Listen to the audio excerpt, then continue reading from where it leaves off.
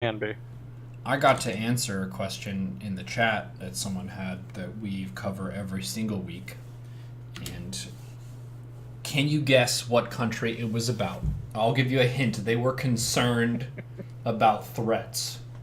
Can you guess what it was? Ooh, I'll go with North Korea. You're very smart. That's correct. Because they say stuff about bombs and people get concerned. And now the new kid on the block, Donald J. Trump, he likes to say those things too. So now it's the no, my bombs are bigger than your bombs, and I'm going to blow you up even harder than you blow us up kind of thing, Yeah. which is fun. And week by week, we tend to address the threat of the week. There's almost like a North Korean threat of the week, and then now we have Donald Trump's counter threat of the week. Yeah, there's been more of that this past week. I think there was some more insults from Kim Jong-un, and then I think Donald Trump came out and said, publicly told Rex Tillerson, the American Secretary of State, that negotiations were pointless. Why should we even bother? Mm-hmm. And then it came out, which was a bit, and this was a bit surprising, that the United States and North Korea have apparently been in contact for several months, having some kind of negotiations behind the scenes. Hmm. So, if you didn't think all of this rhetoric over the past few months hasn't been a horse and pony show, this is kind of evidence to the contrary. It probably is. Most of the rhetoric has probably just been posturing Mm-hmm. with regard to these negotiations that have been going on quietly, kind of under the table, so to speak. So yeah, I wouldn't worry too much about all the rhetoric and all the talk about nuking this, that, or the other, and who's a dotard and who isn't, and all this kind of thing. Yep. It's all just signaling. One of the I cool didn't think things it that was. we see in the news as StarCraft people is a lot of our favorite pro gamers have to do their mandatory military service. So the whole North Korean Mm, question is more of one that seems relevant to us because South Korea has such a super strong gaming scene and they have to end their careers at some point because the military says, no, it's mandatory conscription, which is kind of a weird block that happens in young people's lives when they can live out most of their 20s into their mid to late 20s and then they have to take a year off from whatever it is. So if you're a gamer, especially something that's super competitive esports like StarCraft, your reflexes slow down year to year, and taking that year off usually is kind of the big snap in the momentum of your success. mm. Yeah, conscription is important in countries that face some kind of what they perceive to be an imminent threat, or maybe not even an imminent threat, but a significant potential threat to their national security. There's been a big shift away from conscription over the past few decades. Uh, as the world has gotten more peaceful, that may sound strange, but the world actually has gotten significantly more peaceful over the past few decades. And there's also been a push away from conscription towards all volunteer services to take advantage of cost savings, because generally it can be a little cheaper to have a smaller, more efficient military than one that's larger, but where the soldiers are not really as well trained. Conscripts aren't known for their efficiency, for their combat effectiveness. Generally, you go with conscripts when you don't have much else to work with, Mm. when you just want to have a large volume of, or rather, a large body of troops available. So quality over quantity basically has been the trend in that regard over the past few decades.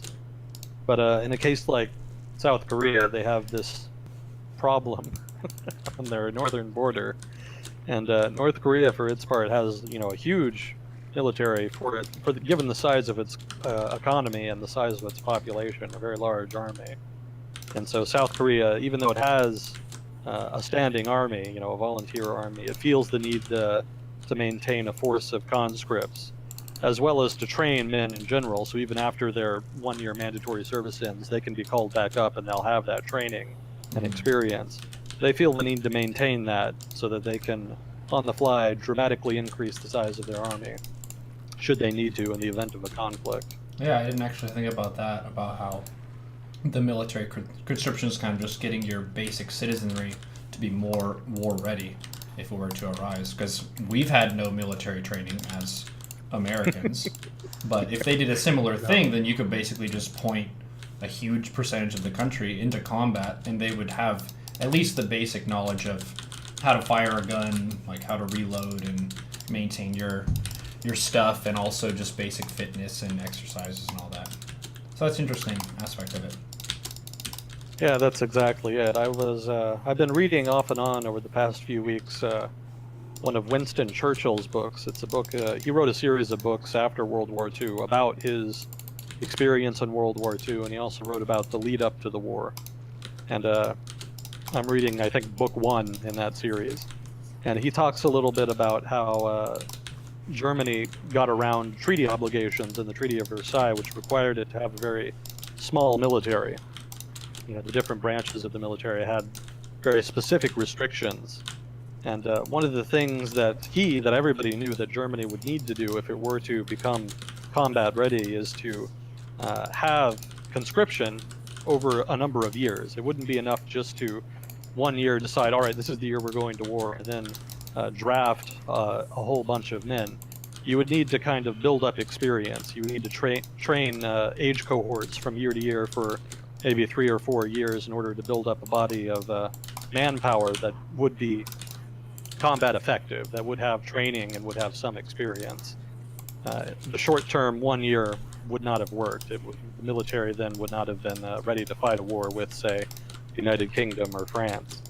And so one of Churchill's big criticisms of the West, and Britain in particular, in the lead up to World War II, is that there were so many signals that Germany was rebuilding its military. It happened over a number of years, and yet those signals were largely ignored, and he was that caused him a lot of angst. Yeah. Apparently. So yeah, that is very important to have a body of manpower that you can draft that knows what it's doing, that you can give a gun to, and that they'll be able to very quickly adapt to army life and to combat. I can tell you very honestly that if I had to go fight in a war tomorrow, I would be dead very quickly. I have very little training that I would be able to use. I would have no idea what I was doing. Well, so training is definitely very important. In the basic mastery sense, it takes a lot less time to refresh a skill you've already learned than it does to learn it for the first time. So even if they're not super polished, like say they had their conscription even 8 to 10 years ago, they still kind of have it in the back of their brain, and once those networks get stimulated again, they kind of kick back into gear and they can adapt to that situation again. Yeah, that's the gist of it. You know, once that knowledge is there, it can be tapped very readily. But if it's not there, much more difficult to try to get people prepared. Unless you just want to throw, you know, large bodies of untrained troops at the enemy. That's human wave attacks have worked in the past if they're done right, and if you have enough manpower. The Iranians did that in the Iran-Iraq War in the 1980s, and the Soviets are famous for doing that, especially in the early stages of World War II on the Eastern Front. It can work, but it's very wasteful. It's not something you want to do if you can avoid it. Yeah. That's more an that's what you do when something has gone wrong. That's more of a last-ditch effort to try to buy time, more than anything. Well, I thought it was also interesting that China put additional sanctions on North Korea. China and Russia have been getting more antsy over the past month or two about additional sanctions, but they seem to be putting that aside. And the newest sanctions in China basically require all North Korean firms operating in China to shut down within 120 days, which is a pretty substantial step. They've already taken some important steps the previous week when they banned the import of North Korean textiles and agreed to limitations on the amount of oil that China can export to North Korea. Both of those are very damaging to the North Korean economy, and this is going to just add additional pressure. So these are effective sanctions on the part of the Chinese government, and that seems to reflect a willingness on their part to continue the escalating series of sanctions as North Korea's reticent or recalcitrance rather, with regard to the North Korean rather with regard to their nuclear program continues. So that's a good sign. That's more encouraging than the impression you might get listening to Kim Jong-un and Donald Trump call each other idiots.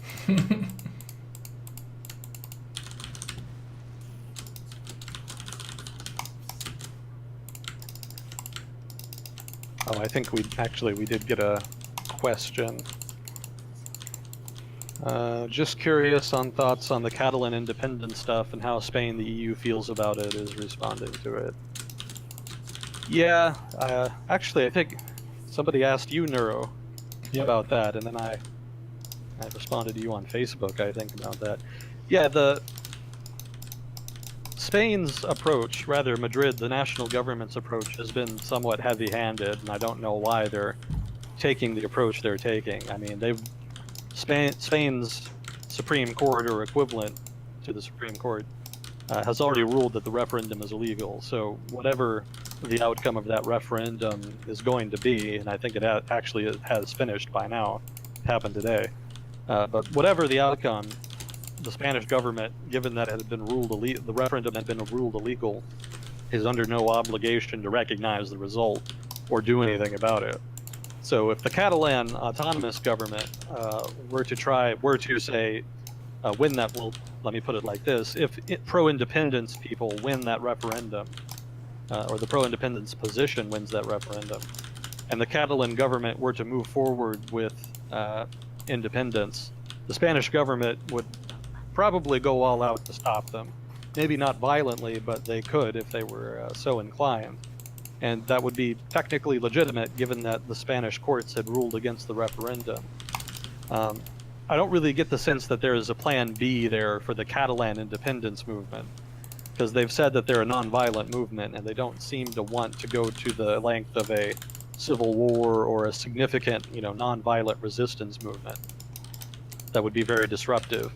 So if the Spanish government doesn't move on this, doesn't give some concessions, it's not really clear what recourse that the Catalan independence movement would have. So I'm not entirely confident that the Catalans have this in the bag, even though they had their referendum. And I think I was reading a little bit ago that technically, well, not technically, but the reported result was 90% for independence. But there was only, I think, something like 40% voter turnout.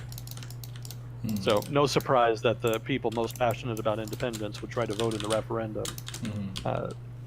Something listeners might not know is that some opinion in Catalan is very split on independence. It's not like the entire province wants independence. Rather, it's more roughly like 50%, roughly, that's really excited about independence, and then everybody else is more either skeptical or wants to stay a part of Spain.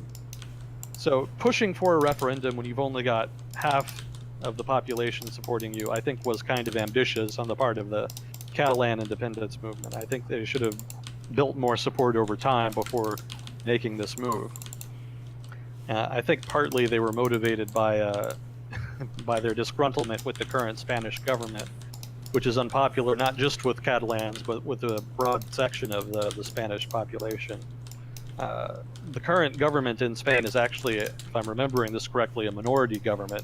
There's been I think several elections over the past 5 years in Spain, and all of them have been pretty inconclusive. The coalition negotiations have been inconclusive, so that nobody was really able to reach, or rather, to negotiate a coalition that was large enough, that had controlled enough seats in parliament to control a majority that would be necessary to have a government. So the result was a minority government, a party that actually did not have enough seats to run the government. They were the default. Basically, I think, if I'm remembering correctly, the way the rules are written in Spain, or in the Spanish Constitution, is that if a new government cannot be negotiated, if a new ruling coalition cannot acquire enough seats to become a majority government, then the government defaults to whoever was running the government before the election, which was the PP, I think they're popular or something or other. And that's a sort of a center-right government. So they're relatively unpopular, but because nobody was able to negotiate a new coalition, power defaulted back to them. and they've never really been. That's never been a very satisfactory arrangement for most people in Spain. But again, there are so many divisions between the other parties that nobody's been able to kind of overcome those divisions and reach a coalition agreement that would kick the PP out of power. So, because of that disgruntlement, I think Catalan independence forces have been more inclined to push their independence movement. They do want to kind of get out from under this PP government. I don't think it's going to go well, though, because they just don't have the support, and the Spanish government knows that and is kind of counting on being able to mobilize some of those pro-Spanish, pro-national voters in Catalan, which for now seems to be working. I mean, overall, it's a mess. There's not really enough decisive support in Catalan to make Catalan independence work, even if somehow Catalan did become an independent country. That still leaves something like half the population that didn't want that in the first place. And it's not clear the degree to which they would resist that. So that's a recipe for instability in an independent Catalan. But then, from the perspective of Spain, cracking down like they have is only going to make people in Catalan more resistant to being loyal to Spain, to staying in Spain. And even if they do manage to keep Catalan in Spain over the long term, all of those pro-independence people, which represent, again, roughly half the population, all of them are going to be upset. So Catalan will be a restive province for the foreseeable future, and that's not good for instability in Catalan or Spain. So it's kind of a catch-22. Everybody is kind of damned if they do, damned if they don't. And it just speaks to the need to try to reach some kind of consensus, to try to reach out and negotiate a solution that everybody can agree to. It's technically true that the referendum is illegal and that the Spanish government doesn't have to recognize it and doesn't have to negotiate with the Catalan independence movement. But that's kind of a moral cop-out. You can say, yes, legally I'm in the right, but ethically speaking, morally speaking, you should negotiate, because not doing so just aggravates the people living there, again, about half the population, and just makes governance difficult, if not impossible, going forward. So the situation could deteriorate significantly in terms of just general unrest, general instability. I don't think it'll get violent, which is why, I don't think the Catalan independence movement quite has the credibility to say that they're definitely going to get independence. But instability is bad enough in and of itself without violence. That's its own problem. So I don't think there's going to be any significant agreement in the near future, because the Spanish government has been so recalcitrant, so unwilling to kind of bend on this. As for the European Union, their position has basically been not to have a position. They're kind of doing the same thing they did with the Scottish independence vote, which is to try to pretend it wasn't happening. And if the Scottish had voted for independence, that would have kind of forced their hand, and they would have had to have had an opinion of some sort. But as was, they were denied that requirement. They didn't have to do that. And right now, they're kind of hoping the same thing happens in Catalan. Right now, technically, the Catalan independence movement, quote unquote, won the referendum, but there were so many problems with the referendum. The low voter turnout, and of course, the interference of the Spanish police force, that you can very credibly say that it wasn't a legitimate election. It was not a legitimate referendum, because so many of the basic requirements for a legitimate referendum were not met. So in that sense, not legitimate, but that isn't stopping the Catalans from trying to claim it's legitimate, which, again, speaks to the mess of the whole thing. I mean, there's just so little regard for democratic procedure here by both sides. I mean, it's not reasonable to push a referendum that is going to be disrupted like that, and then to declare the result legitimate. And it's not really ethical for the Spanish government either to crack down like that and just to try to eschew any and all negotiation. So I have the map up here of Spain. Catalan is the kind of set of islands over to the east side. Barcelona. Barcelona is a big city. It's on the northeast coast of Spain. Mm-hmm. That's the center of Catalan. These islands here are a different province. Mm-hmm. I'm not sure if you can see Barcelona there. Yeah, I can. Yeah, that's the biggest city in Catalan. Yeah, basically that northeastern chunk of Spain there that forms a kind of triangle that juts out, that's basically Catalan. Oh, I see. Yeah, there's nothing clearly marking that that's distinct in any way. Mm. Yeah, that's actually the wealthiest part of Spain, from what I've read. It produces a disproportionate share of Spain's GDP.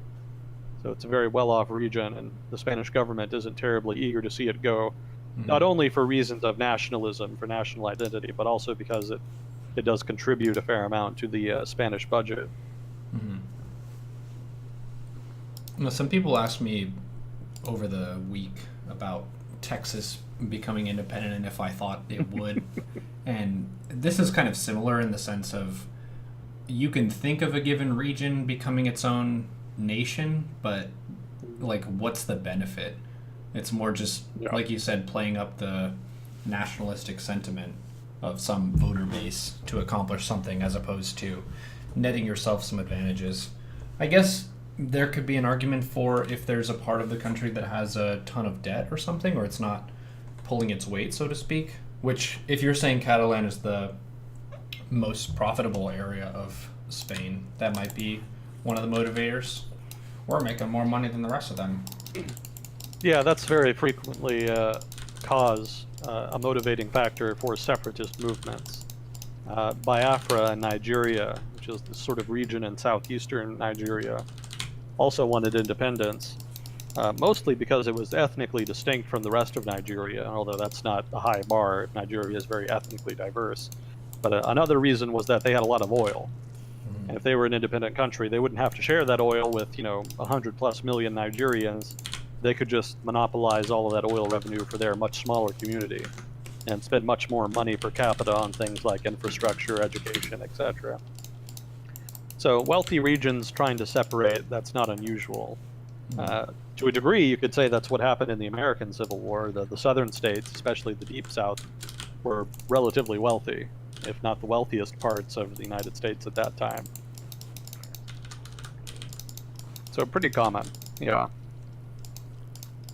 I don't think separatist sentiment has nearly as much attraction in Texas, though, that it has in Catalan. Mm-hmm. Yeah, Texas is a very nationalistic place in terms of American nationalism. There's a lot of pride in the United States.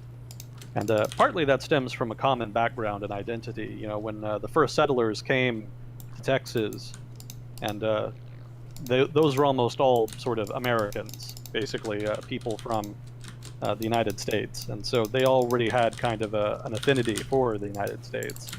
And that affinity has stayed on as they became the dominant group in the state and then declared independence and joined the United States. So the United States is kind of the motherland in a way for Texans. Mm-hmm. There's a deep affinity for it, even if there is still a lot of pride in Texas itself. Yeah. That's certainly there. But separatist sentiment is not nearly as common. I don't think I've ever seen substantive separatist sentiment in Texas. At most, there's been people who have kind of used it as a talking point.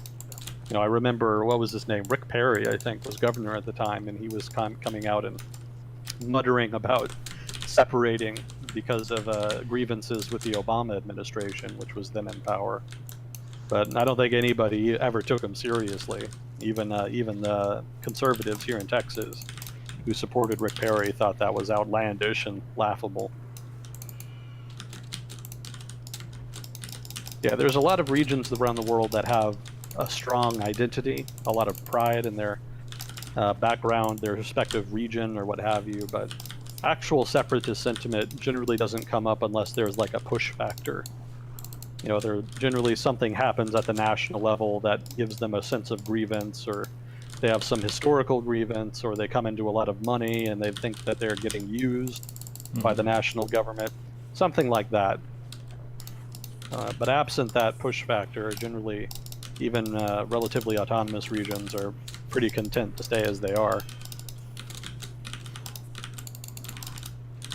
Actually, I had some notes on international law regarding self-determination. Let's see if I can dig them up here.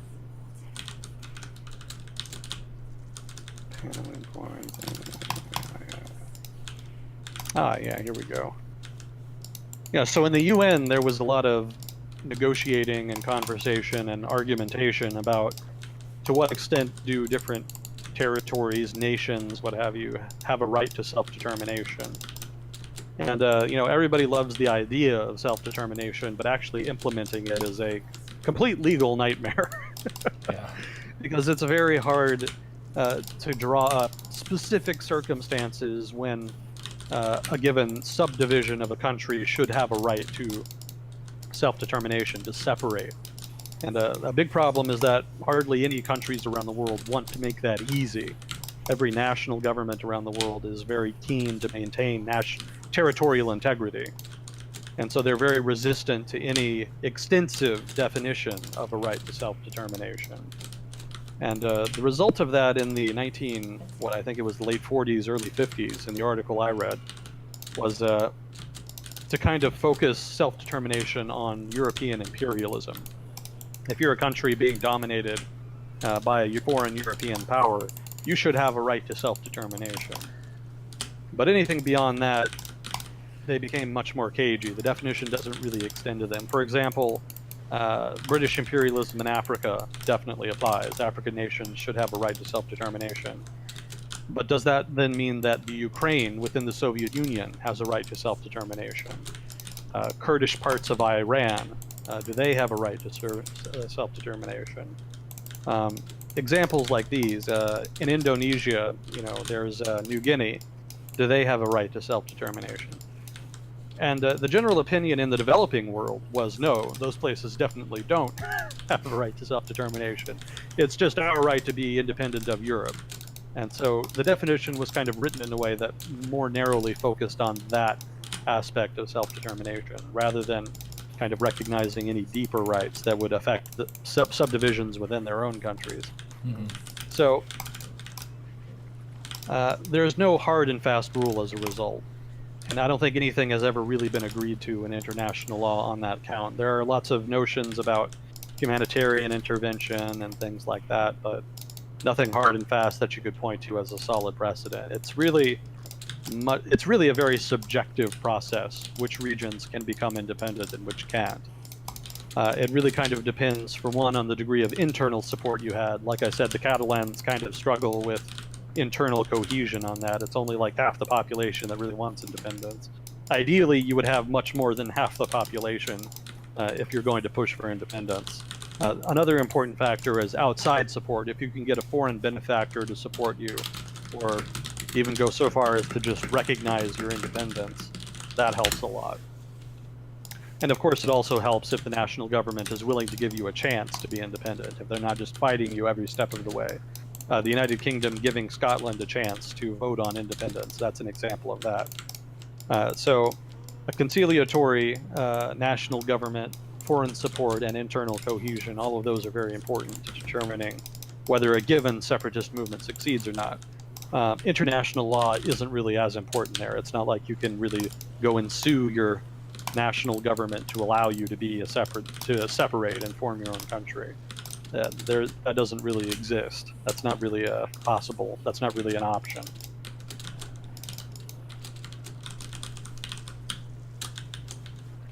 So for a national government, what you really want to do is to avoid getting to a point where separatism becomes popular in the first place. And the best thing to do there is good governance. Spain, for the most part, has good governance. In the grand scheme of things, Spain is relatively good, but it still has problems. There's still a fair amount of corruption in the political culture, and obviously having an unpopular minority government doesn't really improve on that image. So good governance is the number one thing you can do to try to prevent a separatist movement from gaining traction.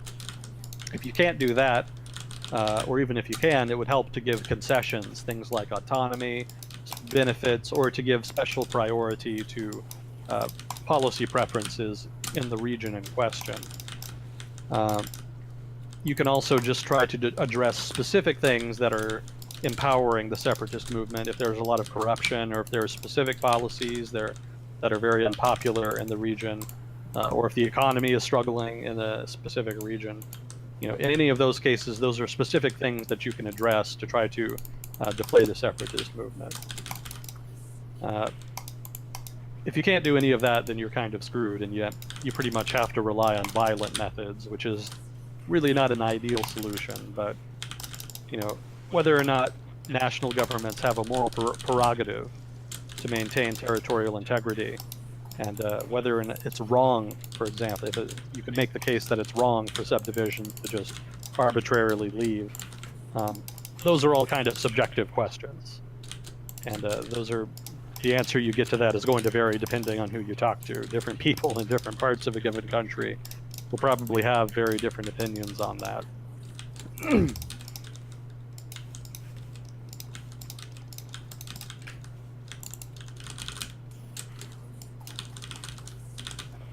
Oh, the Kurds had their referendum. That was the other big referendum that happened. We've talked about that a bit before, and I'm not, Yep. The Kurds probably, in Iraq specifically, is where the referendum happened. The Kurds are probably gunning more for negotiating leverage vis-a-vis the government in Baghdad, more than they are any attempt to declare independence. Hypothetically, they could use this as leverage to try to negotiate independence over the long term from Iraq, but the Iraqi government seems very opposed to that. And Turkey and Iran, the two major countries around Iraqi Kurdistan, also seem to be very opposed to that. I think I said a week or two ago that it might be possible for the Kurds to get some independence if they could leverage their relationship with Turkey, if they could get the Turkish government to kind of give them some support, because there is more of a positive relationship between Iraqi Kurdish political forces and the Turkish government than there is between the Turkish government and other Kurdish entities in the region. But it seems like that's not going to happen. The Turkish government has vowed, quote unquote, to deal directly with Baghdad on oil exports, which would be a big problem for the Kurdish regional government in Iraq, because they export something like, what was it I read? 80% of its oil income, or rather, actually, it's 80% of the regional government's income comes from oil exported along a pipeline that goes through Turkey. And the Turks, hypothetically, if they were to reach an agreement with the Iraqi government, could just cut that off completely and bankrupt the Kurdish regional government. Baghdad, for its part, is trying to increase pressure. They've tried to shut down Kurdish airports, basically denying them, denying airlines legal access to those. And they're demanding the KRG hand over control of those airports to the central government. And Iran, for its part, has banned the transportation of refined crude oil products by Iranian companies to and from the KRG. So that's their little way of adding pressure as well, because they have a large Kurdish minority and they don't want them getting any ideas either. So without regional support from at least one entity, Baghdad, Iran, or Turkey, independence is almost certainly off the table. I mean, I guess they could unilaterally declare independence, but that would bring down a lot of wrath on them that they probably wouldn't survive. And the United States, for its part, doesn't want to burn political capital with the most powerful countries in the region to try to bail them out in that event. Yeah. So I don't think they would be able to count on the United States there either. So more pressure on the Iraqi Kurds. How that plays out is going to depend on how much they ask for. Probably not going to get as much as they were hoping for, but they may yet still get some concessions from Baghdad. And that would be the ideal outcome, some kind of negotiated settlement.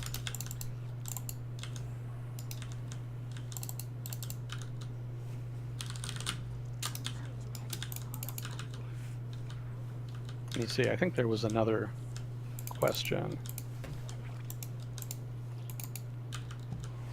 Addition to question, in the event of the successful emergence of a separatist movement, how, if at all, can a government break the hold of the separatist movement? Specifically referring to the violent homeostasis that has come to being in the Middle East. Well, once it's out and about, then it's very hard to contain. I kind of talked about that a little bit. Some of those measures could work. Worst comes to worst, you just kind of have to use violent means to try to hammer them back into shape.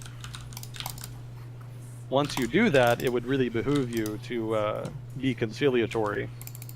If you're going to really crack down hard on a separatist movement, you should try to reach out to them once you've won, if you do win, so that the local population is not so aggrieved that another separatist movement takes off later, even more violent and militant than the previous one. That's kind of what it looked like Sri Lanka was on track to do. They finally put down the Tamil Tigers after 20, 30 years of civil war, but then they were so violent towards the conquered Tamils in the north and east of the country that it looked like that maybe after another 10 years there would be another rebellion. Fortunately, the government that was propagating those policies was overturned, and a new guy came in. I think his name was Sirisena, and he's changed those policies and tried to reconcile with the Tamil population. There's been a lot more policies geared towards reconciliation there, so that can hopefully be avoided. That's a much more ideal solution over the long term. Really, if there's a deep sense of grievance that just can't be overcome, and the people there are really dedicated to not being a part of your country, there's not a whole lot you can do. You can't force people to be loyal. You can force people to technically be a part of your country. You can lay claim to the territory. You can make them pay taxes. You can enforce laws, but you can't make them loyal. And there's 1,000 different ways you can undermine a country if you were so inclined. Just little ways of resistance. You can ask people in Eastern Europe about that. Places like Poland, for example, that were forced into a communist government, did not approve of the government and undermined it in every way that they could over a long period of time. Generally in very little ways, because if you're too open, you end up in a political prison, and that obviously isn't desirable. But I think I remember reading one of the little things that it is that people didn't really care as much about cheating on, say, exams and things like that, because it was it's kind of a blow against the system. You don't care about the system's exams because the system is corrupt and unrepresentative. So why should I give a shit about it? That kind of attitude. And that's very minor, but it kind of propagates that attitude. And eventually, if you ever take your foot off their necks, that can spiral very quickly into a separatist movement that's more explicitly separatist. Although Poland's example, that's not a separatist example, but that is an example of how you can undermine a government. The U.S. Civil War was kind of like that. After the United States government beat the Confederate States in the U.S. Civil War, there followed 10 years of what was called Reconstruction. The period that's what we call that period after the Civil War here in the United States. And I've been reading more about it the past year, and it was an exceedingly violent period. It doesn't get taught much in schools. I knew it had been violent, but I didn't know how violent it was. And there was exceptional resistance on the part of white Southerners specifically to a lot of the changes that the federal government was trying to impose on them. And kind of long story short, the federal government got tired and gave up and just kind of left. And so that's basically how the South was won back into the Union. They basically just said, all right, no slavery, but otherwise do what you want.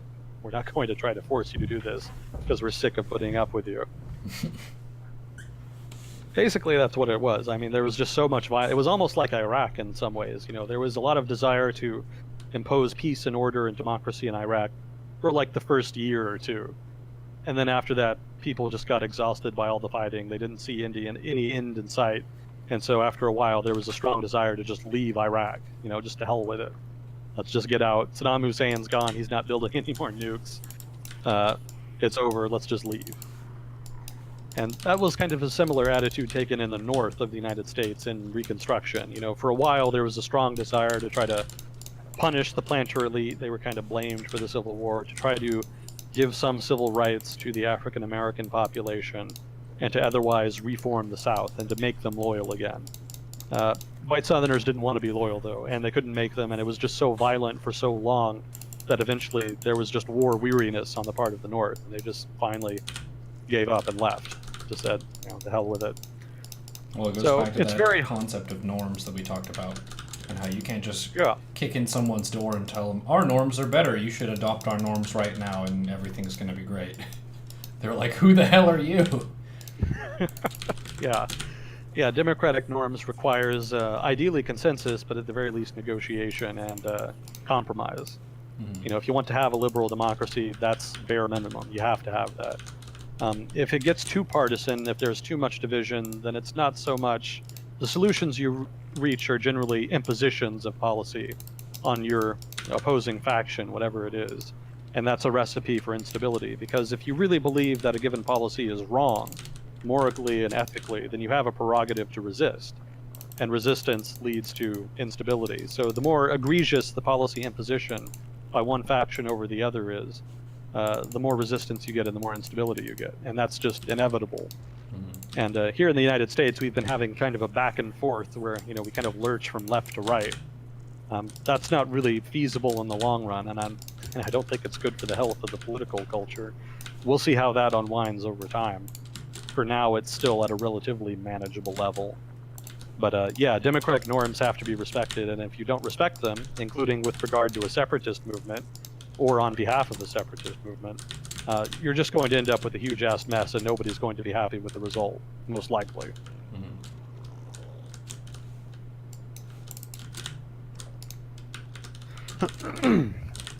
So let's see, have you or I heard of former NBA All-Star Dennis Rodman's strange relationship with Kim Jong-un? Yeah, I've heard of that.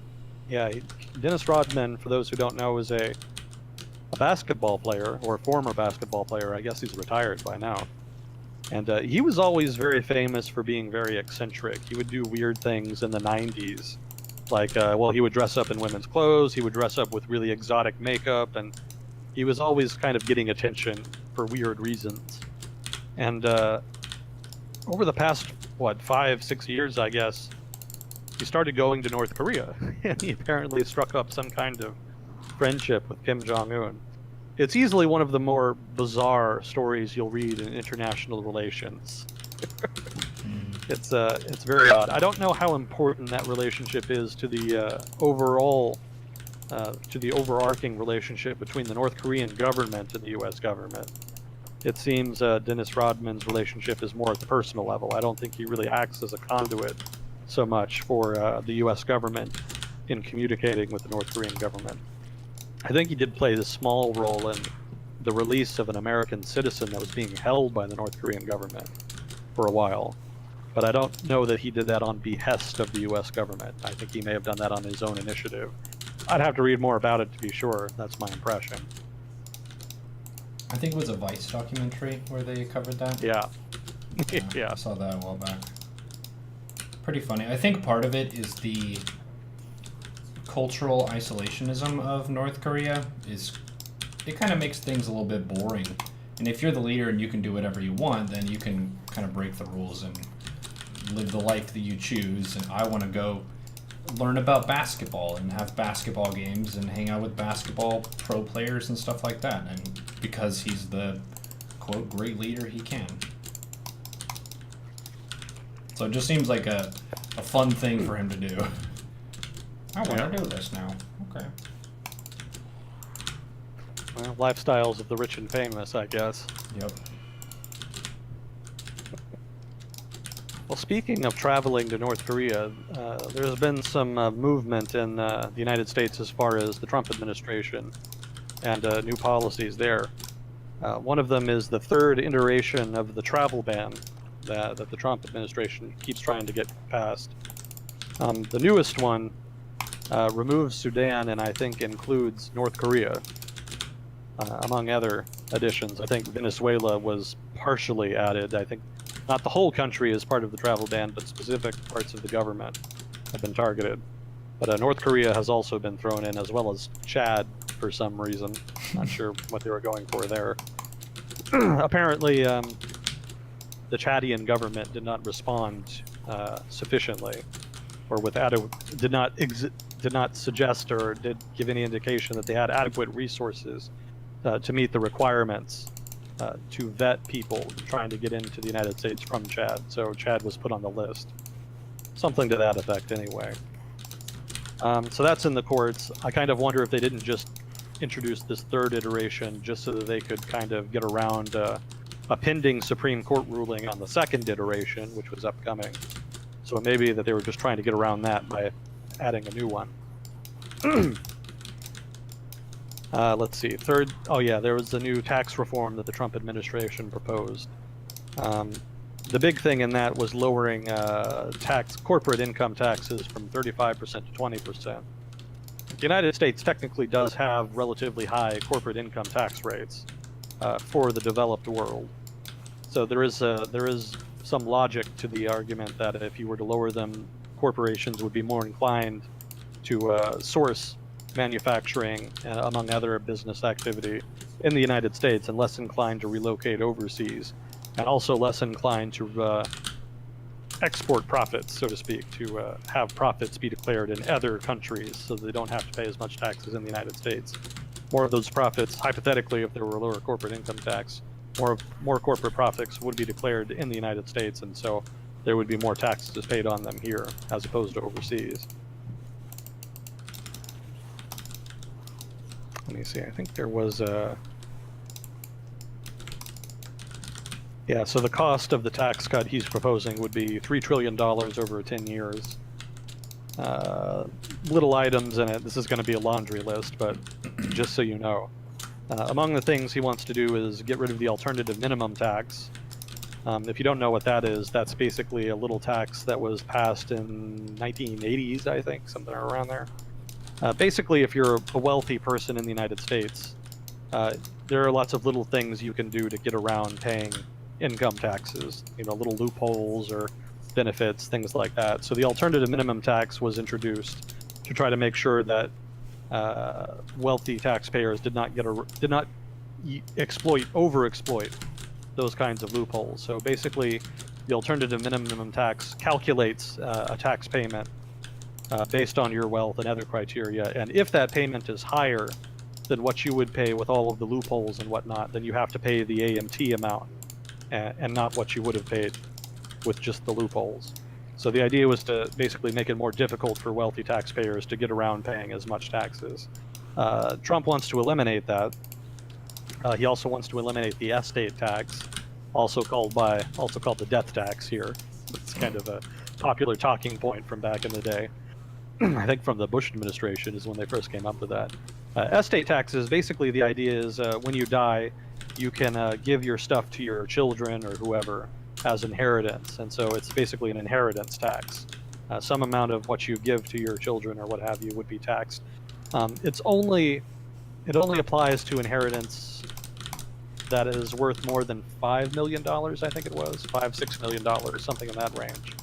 So it's a very, very small cohort of the population that this tax even applies to, really.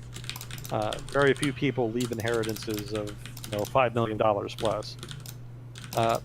But it's kind of been targeted for a while now. The Republican Party and the political right in the United States in general have been going after it for 15, 20 years, particularly. So that's on the chopping block.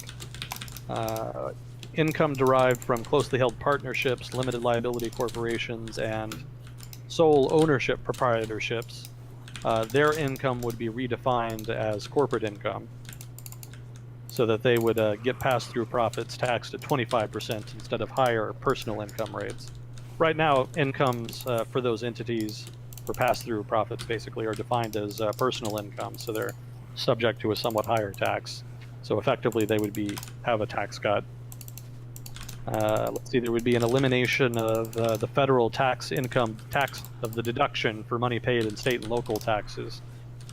This might be weird for some people living outside the United States. In the U.S., different states sometimes have their own income taxes that people have to pay in addition to federal income taxes. And so there has historically been a tax deduction that you could make from your federal taxes that would subtract the amount of money you had to pay in state income taxes, basically so that you can avoid a double tax, so that you're not paying taxes on income twice at the state and federal level. Apparently, the Trump administration has targeted that for removal as well. Let's see. There was an ambiguous change in tax on overseas profits, but they've been cagey about that. Let's see. They also here's some goodies for the middle class, basically, to try to build political support. They want to double the amount individuals and families can deduct to $12,000, from $12,000 to $24,000. So you would be able to deduct more. There would also be an increased tax credit for children and a new tax credit for non-child dependents. So the last three there are basically kind of political things, the sort of things you throw out to your base so that you could say you're helping them.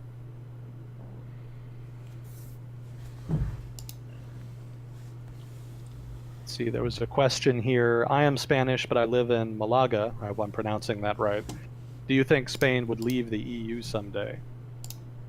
It's probably not, because I think the benefits outweigh the costs, but there is kind of some political sentiment in Spain that is against the European Union on account of that originates from the Eurozone crisis. We might talk about the Eurozone crisis more in depth sometime. Basically, among the countries that saw problems with their debt devaluing in the Eurozone crisis, this would have been around 2010, 2011, I think. Spain was one of those countries. Their debt significantly deteriorated in value, and the Spanish government had difficulty borrowing money. And so there was a bit of a debt crisis.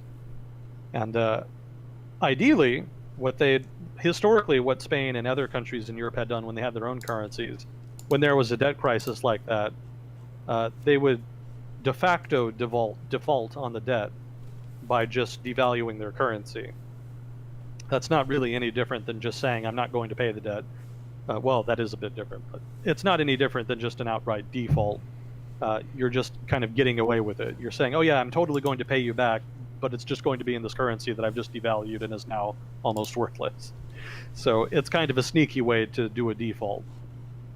They can't really do that now because they have the euro and everybody uses the euro, and the European Central Bank is not really eager to slash the value of the euro in any significant way, because that comes with its own economic cost. It's not a cost-free policy.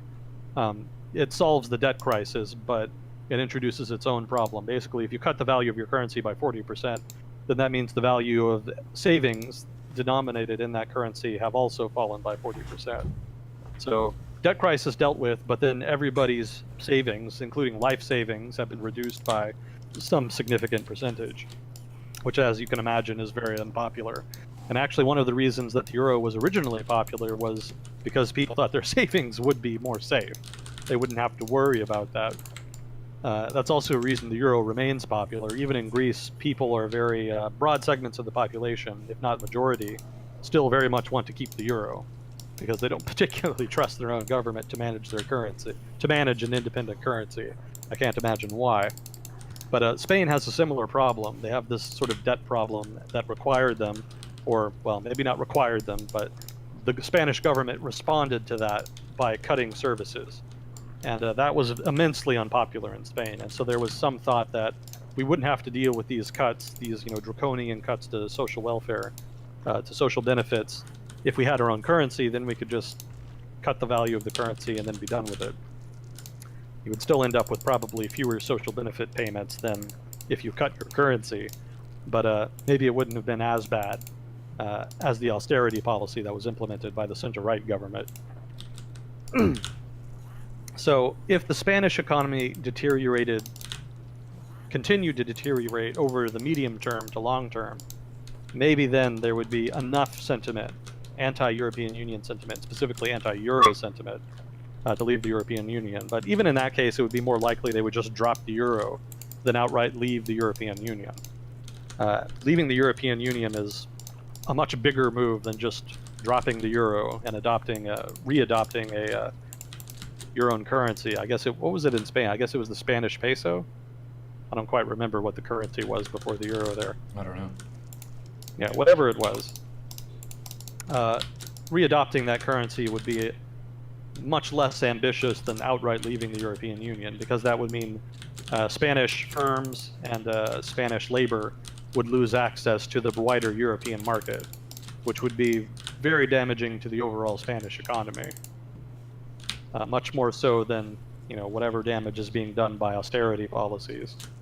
So I'm skeptical that Spain would leave the European Union someday, and I'm skeptical even that they would try to drop the euro.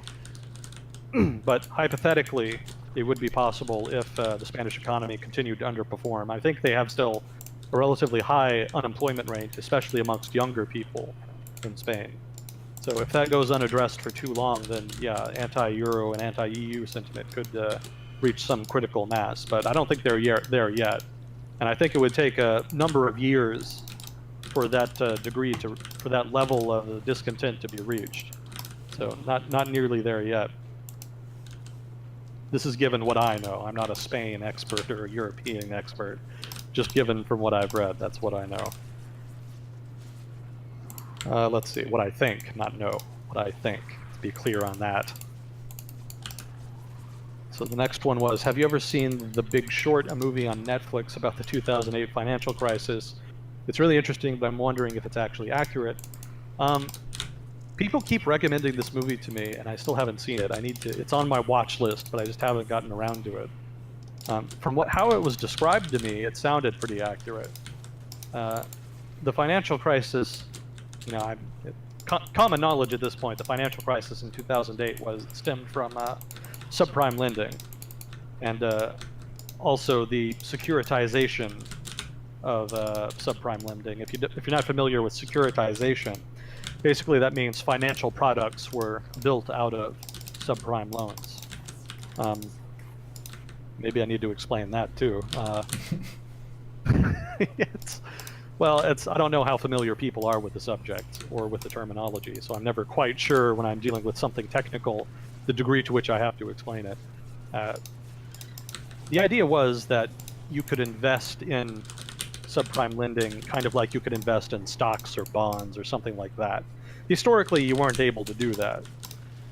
What happened was somebody came up with the idea of what if we took a whole bunch of home loans and put them all together and then offered it up as something that you could buy as an investor. Because all of these people who take these loans, they all pay them back, right? They make monthly mortgage payments. So the idea was it would be like a dividend almost. You know, the people paying back their mortgage, well, those payments all collected together would represent a dividend. So an investor could buy a package of these mortgages and then just get a steady payment over time. Roughly, anyway, that's what securitization of loans was. Now, this happened for all kinds of loans, not just subprime loans, but the subprime loans became the problem because a subprime loan, if you don't know what that is, that's a loan given to somebody that doesn't really have good credit. And so that means they're at higher risk of defaulting on their loan, of not paying it back. And so those loans were, when they fell in value, you know, there was a kind of recession in 2006. Well, what happened was interest rates rose in 2006. If I'm remembering it correctly, because the economy seemed to be doing well, and so the Fed allowed rates to rise. And that triggered a lot of rate rises amongst mortgages, especially subprime mortgages. One of the ways that mortgage companies got basically more business was to allow people to sign on to variable rate mortgages, which involved relatively low rates at the start, but if interest rates rose or if people missed a payment or whatever, then they could jerk up the mortgage rate, the interest rate that they had to pay on the mortgage. And so when interest rates started to rise, that's what happens. You know, those parts of those contracts were triggered, and suddenly a lot of people couldn't afford to make their mortgage payments, especially amongst that group of subprime loans, especially those people. And the result was that a lot of these financial products that were constructed out of those mortgages, they started to lose value because the value was coming from the people paying back their mortgages. And as they stopped doing that, the value of the financial product fell, and suddenly all of these people who had invested so much in those products suddenly had big holes in their, what would you call it, in their ledger. And you can tell I don't have a background in finance, so I apologize. I'm sure anybody who does have a background in finance will get a good laugh out of me trying to explain this, but this is my understanding of it. Yeah, so all of these finance companies and whatnot had big holes in their budgets and in their balance sheets. There we go. I think that's a better word, in their balance sheet. And they started to go under, and that sort of precipitated the financial crisis in 2008. Exacerbating the problem was the fact that because there was so much demand for these mortgages as financial products, because there was such immense demand, people would just buy them without necessarily looking at what was actually in the product. And you weren't really checking to see just how risky the subprime lending was. And as a result, because there was no real verification going on there on the part of investors and financial institutions that were investing on behalf of investors, mortgage companies kind of basically stopped giving a shit. You know, once they realized that they could just give people mortgages and then immediately sell them and make back almost all of their money, then they thought, well, why should we even care to check credit? Let's just give out as many mortgages as we can and sell them off immediately to Wall Street, because they don't care. So we'll just pump out as many mortgages as we can. And so as the market got saturated with mortgages, they started having to go to more and more extreme measures to find people to give mortgages to. So riskier and riskier prospects, people who had worse and worse credit, were getting mortgages. And again, the mortgage companies don't care because they immediately get their money back as soon as they can sell them on to investors, and at that point it's their problem. And the investors, for their part, just weren't paying attention. They weren't really investigating thoroughly. They were just making so much money. They didn't really care. So the end result was that when the bubble finally burst, it ended up bursting much more than it would have otherwise, because there was so much moral hazard. Basically, there was no incentive for people to really check subprime lending, to put a check on subprime lending. So my understanding is that is represented in that movie, and so in so much as it is, yes, I think it is accurate. But having not seen it, I can't say for sure.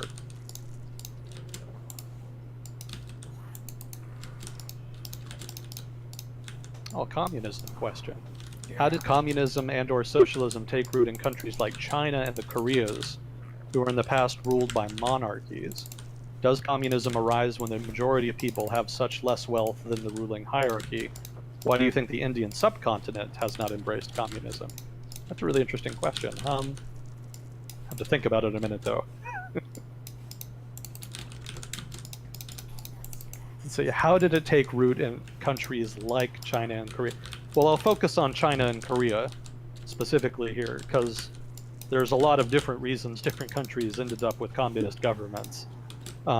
Korea, for its part, ended up with a communist government explicitly because of World War II. It had, if you remember, Korea had been a territory of Japan. It was taken basically from China in the first Sino-Japanese War in 1890 something, and was incorporated into Japan in, I think, the 1905 or 1910, something in that range. And so it was a Japanese territory, and then after World War II, there was a question about what would happen with Korea. So the consensus was Korea should have its own country, it should be independent. But as part of the negotiations about how Japan would be occupied, the Soviets ended up occupying the northern half of Korea, and the United States occupied the southern half. Partly that had to do with a big, giant Soviet operation at the tail end of World War II that involved invading Japanese-occupied Manchukuo, and that also pushed into northern China and Korea. So based on the gains they made at that operation, I think it was August of '45, it's one of the lesser-known Soviet operations in the war.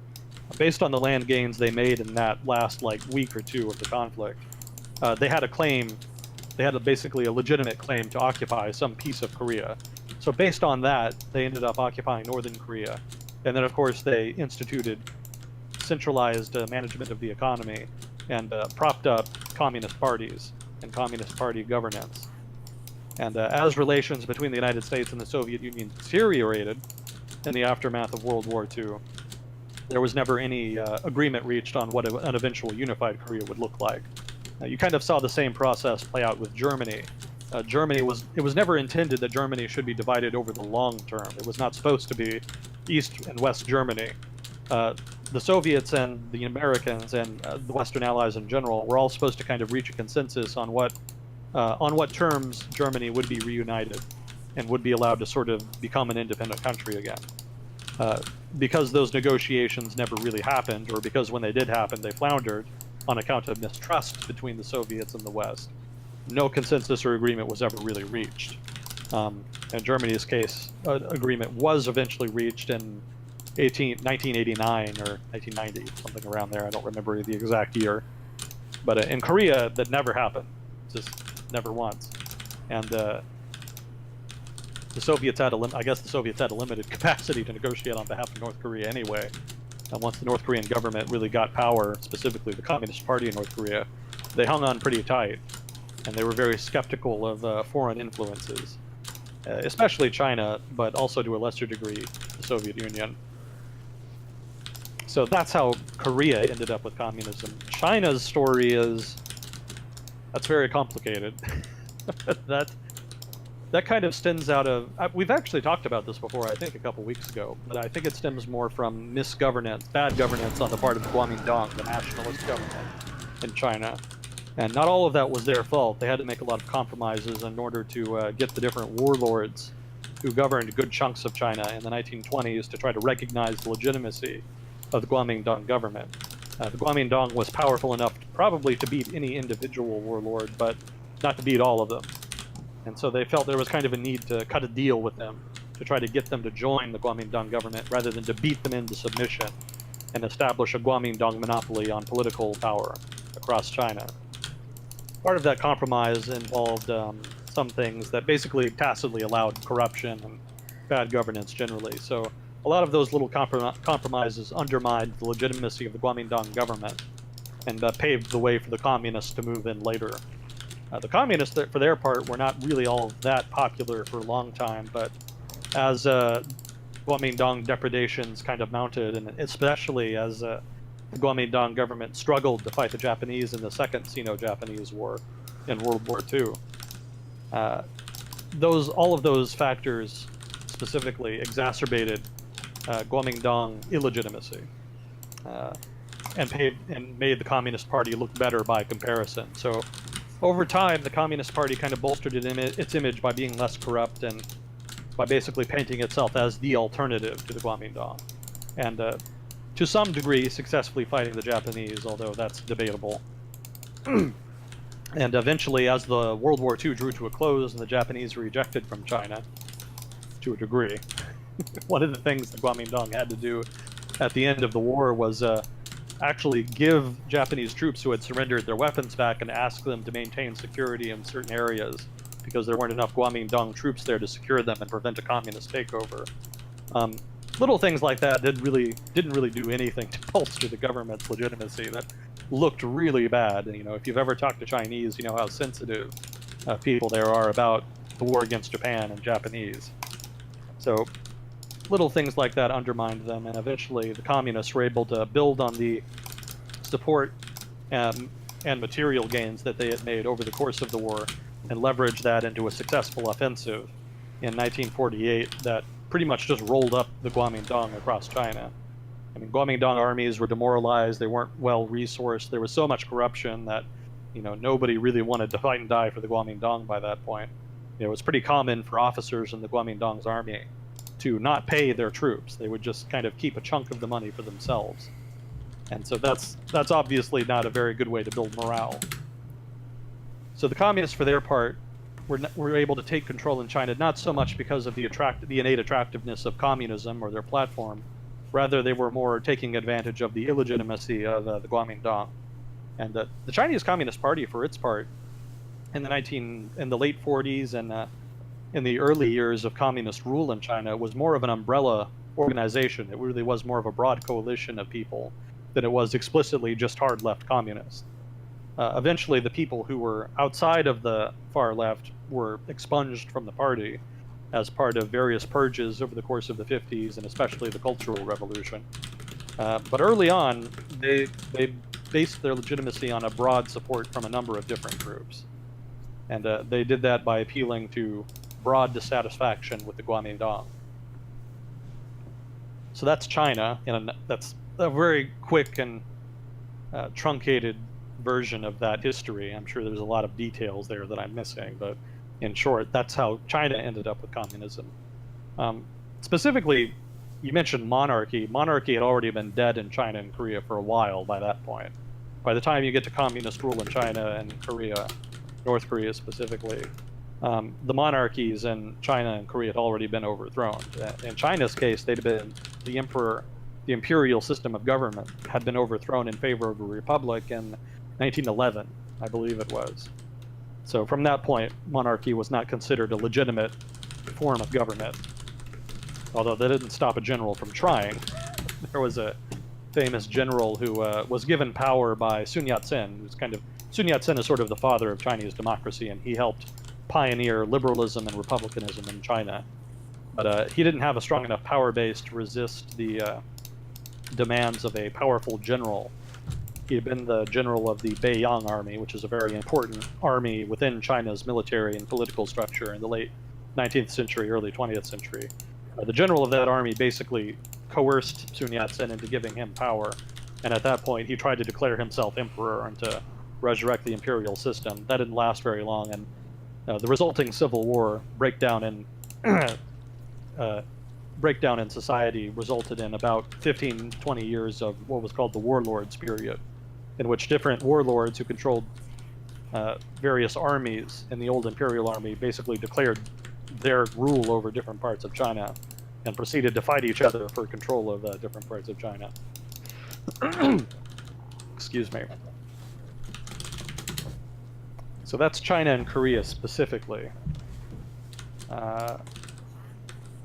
Does communism arise when the majority of people have much less wealth than the ruling hierarchy? Not necessarily, because as the case of China and Korea kind of illustrate, it's not always a domestic political consideration. Sometimes it's kind of forced from without, as the Soviet example in Korea exemplifies. With China's case, that is a case of domestic politics kind of giving rise to a communist government, but it didn't really have to do with inequality per se. Certainly, there were broad segments of China's population that were very poor and that were not well respected or treated by the government. But that was kind of a long-standing issue, and the communists did themselves a favor by trying to pander to them and their needs. But that wasn't inequality per se, that was mistreatment. You know, hypothetically, the Kuomintang could have tried not being assholes to the peasantry and tried to incorporate them into the country and calibrate policies to target them and their needs, but they never did that. They largely just ignored them, focusing more on the power elite in China. So partly that's an example of inequality, but more specifically, that's just bad governance. That's ignoring the people that matter, you know, the common people. To be fair, the peasantry in China had never really been politically motivated or active before.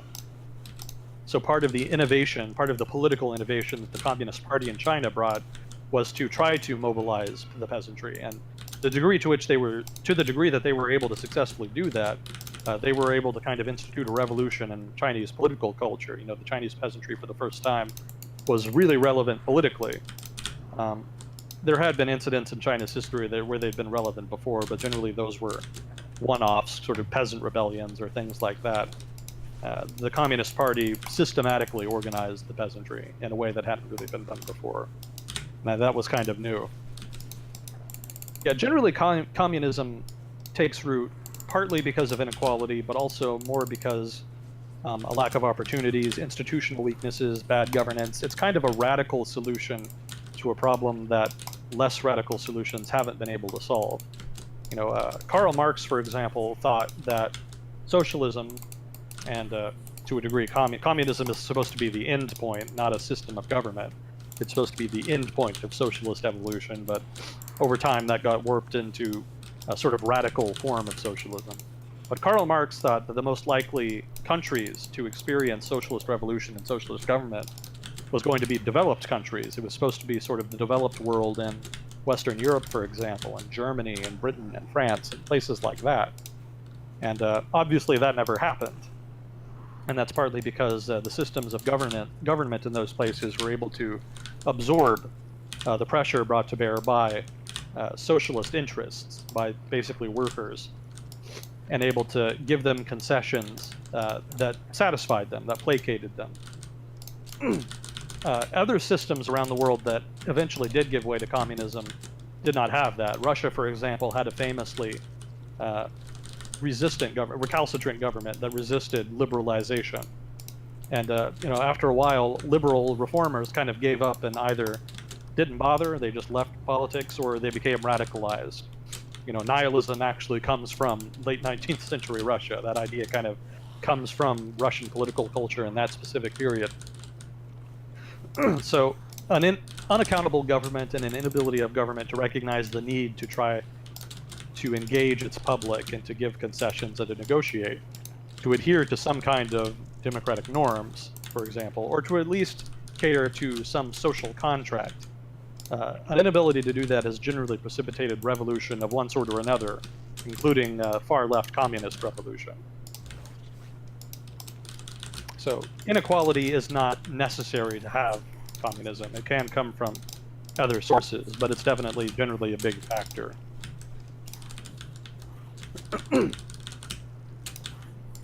Let's see, where was this?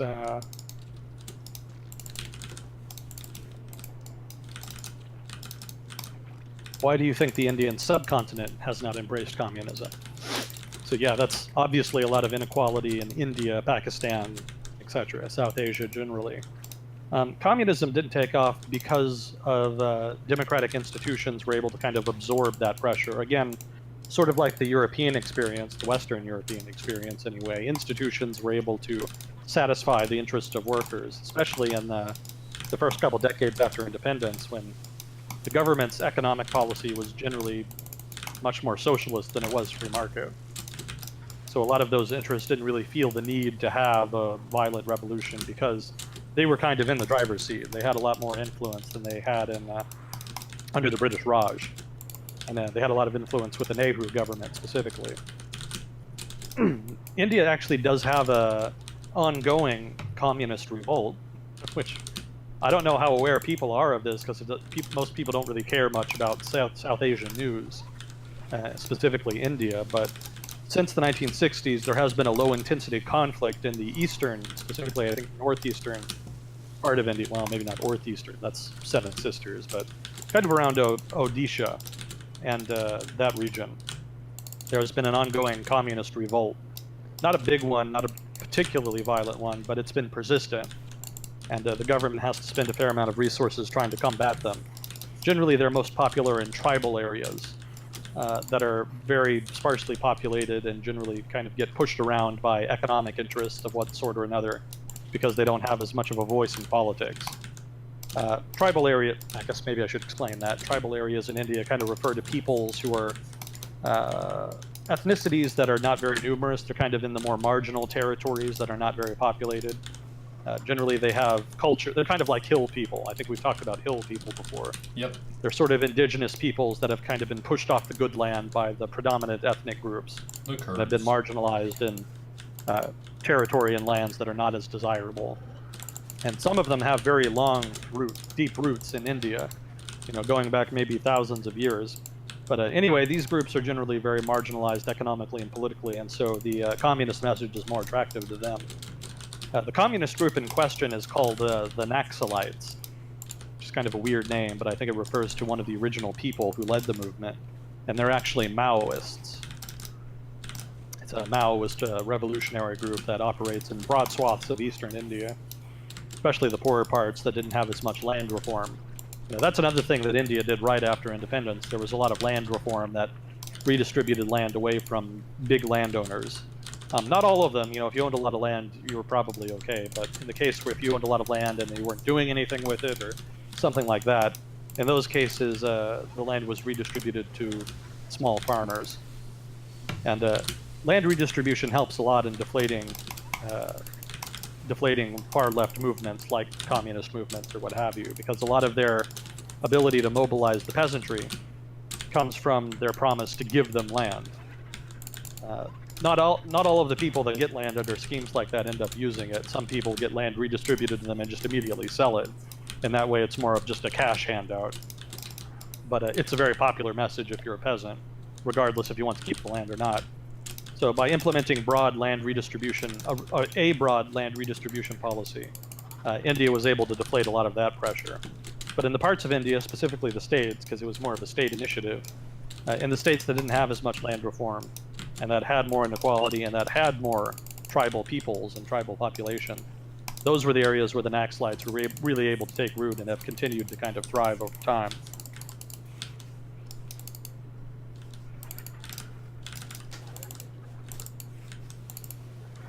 So that's kind of a meandering answer. That's a multi-part question. I tried to address each part. So if I haven't done it to your to this person's satisfaction, feel free to ask for elaboration, and we can kind of get back into it. But that's what I have off the top of my head, anyway. Let's see. Oh, there was an addition. Why did the Soviet Union / Russia stop communism while other countries continue? Oh, why did communism fail in the Soviet Union? Why did the Soviet Union collapse, and why did it continue in other areas?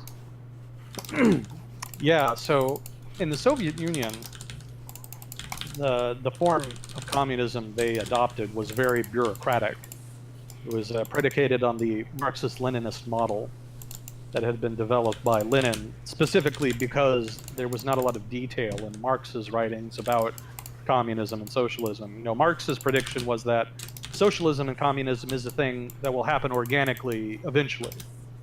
Not a lot of details. So the actual planning, the actual organization involved with starting a movement, a revolution, and then eventually forming a government that is nominally communist, or at least dedicated to the cause of communism, those minor details were fleshed out by Lenin. And it's those details and sort of methodologies that flesh out Marxism-Leninism. And that was sort of the kernel that formed the basis for what would become the Soviet national government. A further evolution was war communism, which was basically the very militant, paranoid variety of government that evolved over the course of the Russian Civil War. The Bolsheviks, who were the Russian communists, basically, the Bolsheviks probably did not originally want a really militarized government, but because the birth of the Soviet Union was so violent over the course of the Russian Civil War and overlapping with World War I, and there was Western interventions to try to fight the communists. Because of that, there was a sense that they had to kind of prioritize the military. So that led to what kind of came to be called war communism, in which you have a central government dedicated to socialism, but also dedicated to having a strong security arm, internal security and external security. And so that evolved over time. From the 1930s and 40s, it kind of worked because they focused mostly on heavy industry, which central planners in a centrally planned economy have kind of proven to be able to manage heavy industry somewhat better than light industry. Well, a lot better than light industry. Light industry has almost always been terrible in centrally planned economies. But after World War II decimated the economy, and there was recovery in the 1950s and 60s. Kind of skipping ahead, once you get to the 1970s, that's when the problems start. At that point, the government was heavily bureaucratized, and the economy had begun to stagnate. And the Central Planning Bureau, began to be basically to predicate its decisions on how to allocate resources on bureaucratic maneuvering between different ministries within the government. And with ministries includes different industries and whatnot, which are all represented there. So especially the military got a disproportionate share of resources. That didn't help the economy. But then the infighting between bureaucratic agencies and all the different industries, because that was all of a political nature rather than an economic nature, resources were not allocated efficiently.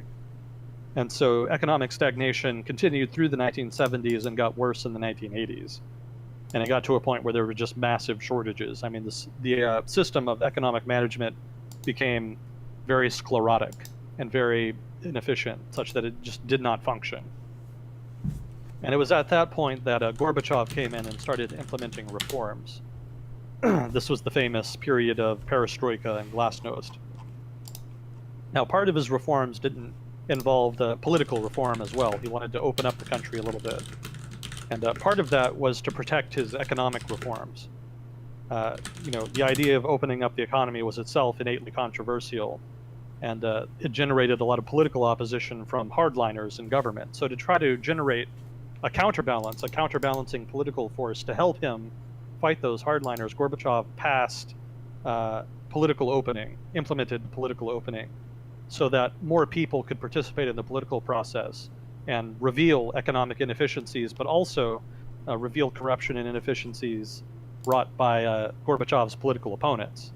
So political opening, glasnost, I think it was meant not only to open up the economy, to help open up the economy and reduce corruption, it was also meant to act as a tool with which Gorbachev could attack political enemies to try to protect his reforms as well as his power. It was also partly self-interested. And that ended up spiraling out of control a bit.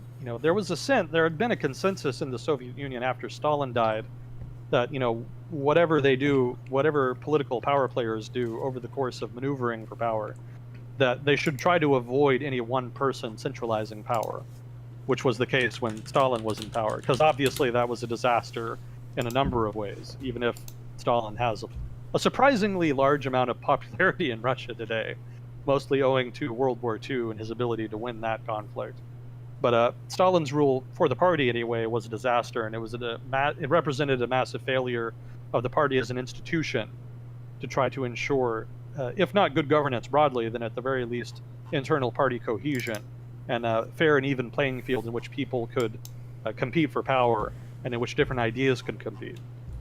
So there was a kind of consensus that was generally adhered to and understood after Stalin died that that specific scenario should be avoided. And what happened with Gorbachev is that he was so successful in leveraging this sort of political opening to use against his rivals that there was a real fear that Gorbachev was centralizing power in a way that violated that norm. There was a sense that Gorbachev was kind of pushing to make himself the preeminent leader of the party, and that anybody who tried to fight him, including the hardliners who were resisting reform, that they would be targeted and marginalized rather than dealt with as equals within the party. And so that led to increasingly tense relations between Gorbachev and the reformers on one side and his opponents in the party. Gorbachev himself has, since the Soviet Union collapsed, come out and said that he never intended to destroy the Soviet Union. All of the measures he took were measures that were intended to save the Soviet Union. So it's one of the sort of ironies of history, almost kind of a Greek tragedy, in so much as a Greek tragedy is everybody doing their best and still meeting a terrible end. In that sense, that's basically what it was. Gorbachev was trying to save the Soviet Union, but in the process of the political maneuvering that was necessary to pass those reforms and to fend off attacks from hardliners, he ended up unleashing political forces that overwhelmed the system and ended up destroying it utterly. For their part, the hardliners were the ones responsible for the coup that briefly took control of the Soviet Union in 1991. And part of their justification for that was not just opposition to the political and economic reforms, it was also fear of Gorbachev and a fear that he was trying to dominate the party, which doesn't really get talked about as much, but it's an interesting aspect, interesting, important point. But by that point, neither the hardliners or Gorbachev were the main political actors. By that point, political opening had given way to nationalist movements, including in Russia. And that's where Boris Yeltsin stepped in. Boris Yeltsin really tapped that Russian nationalist sentiment and leveraged that into political power, such that when the coup happened, Yeltsin was able to mobilize people onto the streets and get the junta to back down and to reinstate Gorbachev. And so at that point, a new problem kind of came to the fore, and this is another problem that had been existing for a while, which was the so-called nationalities problem, which is the issue of, the Soviet Union was only about 50% ethnically Russian, and everybody else was, Ukrainian, Central Asian, whatever, different groups, and that was creating some consternation amongst certain groups in Russia, specifically Russian nationalists who did not want the Soviet Union to lose its Russian character. And so, somewhat ironically, one of the things that really contributed to Boris Yeltsin's power and to the Soviet Union's eventual collapse is a kind of Russian chauvinism, a kind of Russian nationalism. And the way that contributed, besides giving Boris Yeltsin political power with which he was able to undermine the Communist Party and the Soviet national government, there was also a fear amongst nationalists and other constituent parts of the Soviet Union, like Ukraine, like the Baltic nations, Central Asia, etc. There was a fear that if the Soviet Union were to be maintained, then it would be dominated by Russia. And that's a problem if the Russian Federation, such as it was within the Soviet Union, was dominated by Russian nationalists. That rose the specter of Russian ethnic chauvinism being imposed on the other republics within the Soviet Union. Again, Ukraine, Central Asia, etc., which nobody wanted. So ethnic nationalism led to political power for nationalists within the constituent republics, but specifically it was rivalry and fear of Russian nationalism by those nationalists in the other republics that eventually led to them wanting to declare independence and break off from the Soviet Union. At that point, the nationalist political forces that had been unleashed could not be reconciled not only with the Communist Party, but with each other. And so that nationalities problem, which arose from Glasnost, and perestroika and the political battles around those things. Those nationalist movements were really what broke up the Soviet Union. So that's why it failed in the Soviet Union. A combination of internal politics, economic dysfunction, and nationalism, ethnic nationalism specifically. It continued in other countries because, well, it didn't really continue in other countries, though, did it? Once the Soviet Union collapsed, a number of other communist governments around the world also went with it. You know, the Soviets had been propping up socialist and communist governments in Africa, obviously in Eastern Europe and Cuba, and a lot of the once the resources that the Soviet Union had given to them, both material resources and diplomatic resources, once those resources dried up, a lot of those countries felt they didn't have any choice but to liberalize, to open up their economy, to open up their politics, in order to allow political and economic competition so that they would be recognized as legitimate governments internationally and could participate in international commerce and basically kind of join the Western Bloc effectively, or at least get some recognition from the Western Bloc so they could have access to aid and other resources that they had lost with the collapse of the Soviet Union. The only countries that maintained their communist governments were China, Cuba, Laos, and Vietnam, and North Korea. So just 5. And almost all of those are in the Far East, in East Asia, specifically around China. Yeah, China actually did have some liberalization in the 1980s. Well, obviously there was economic liberalization, but above and beyond that, political liberalization. There was some political opening, not much, but some. And that was kind of pushed by, I hope I'm remembering the names right, I think it was pushed by Zhao Ziyang and Hu Yaobang. And both of those were sort of remembered as liberal reformers, at least in so much as you could be a liberal reformer within a very authoritarian political system like that. That's very cutthroat. Their efforts were kind of mitigated. They could only do so much. There was a lot more power held by hardliners in the Communist Party of China at that time than in the Soviet Union. Keep in mind, this Chinese Communist Party and communist rule of China was much more recent. Well, was relatively more recent than the Soviet Union. You know, in the Soviet Union, they'd had communist rule since 1917. And so the first generation or two of communist leadership passed, and it was that sort of new generation in the 1980s that tried to open up the economy, and that led, and you know, it was their efforts basically that led to the collapse. Communist rule in China didn't start until 49, and so a lot of that first generation of Communist Party leaders was still around in the 1980s. And so they were able to kind of push back on liberalization efforts, at least in the political sphere. And then the straw that broke the camel's back, of course, was the Tiananmen Square massacre, or issue, or incident, whatever you want to call it. That pretty much broke the back of liberal reformers, political liberal reformers in the Chinese Communist Party. And after that point, economic reform would continue, but the pace was lessened somewhat, and political reform was pretty much off the menu entirely. In the case of Vietnam, it was kind of a similar story. You know, obviously Vietnamese communism and Vietnamese rule over united Vietnam is much more recent. You know, late 70s is when the Vietnam War ended. And so that first generation was only interested in very managed reform. Laos is basically not a puppet of Vietnam, but the Laos Communist Party has very close ties to the Vietnamese Communist Party, and so their ties are very tight. As goes Vietnam, so goes Laos, basically. North Korea is just an extreme, almost Stalinist, and maybe outright Stalinist communist dictatorship, so it's no shock that they've stuck around. You know, if the government is willing to make any sacrifice to stay in power, it's no shock that they stay in power. And that's basically what's happened in North Korea. So that's almost not even a communist country anymore. That's just absolute power vested in a very small number of people. That's a very almost Orwellian authoritarian state, above and beyond whatever ideology it may label itself with. In Cuba's case, they just kind of hung on by the skin of their teeth, for 20 years, basically until they were able to start getting money from Venezuela. once the Chavista government there kind of took off, that really helped Cuba's economy a fair amount. Other than that, though, Cuba just hung on. You know, the government, I think, there had more legitimacy, in part because, again, more recent. So the first generation of leaders, Fidel Castro, was still alive.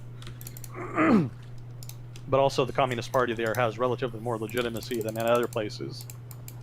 And so they were able to hang on longer. They've started to implement reforms in Cuba along economic and political lines, so that's also probably helping the legitimacy of the party to some extent. Yeah, those are pretty much the only ones. So obviously the Chinese, we talked a little bit about the Chinese government's legitimacy. They maintain their legitimacy through economic vibrancy, you know, lots of economic opportunities, jobs, economic growth, what have you. And then Vietnam, very similar, and North Korea, again, just pretty much by the sword.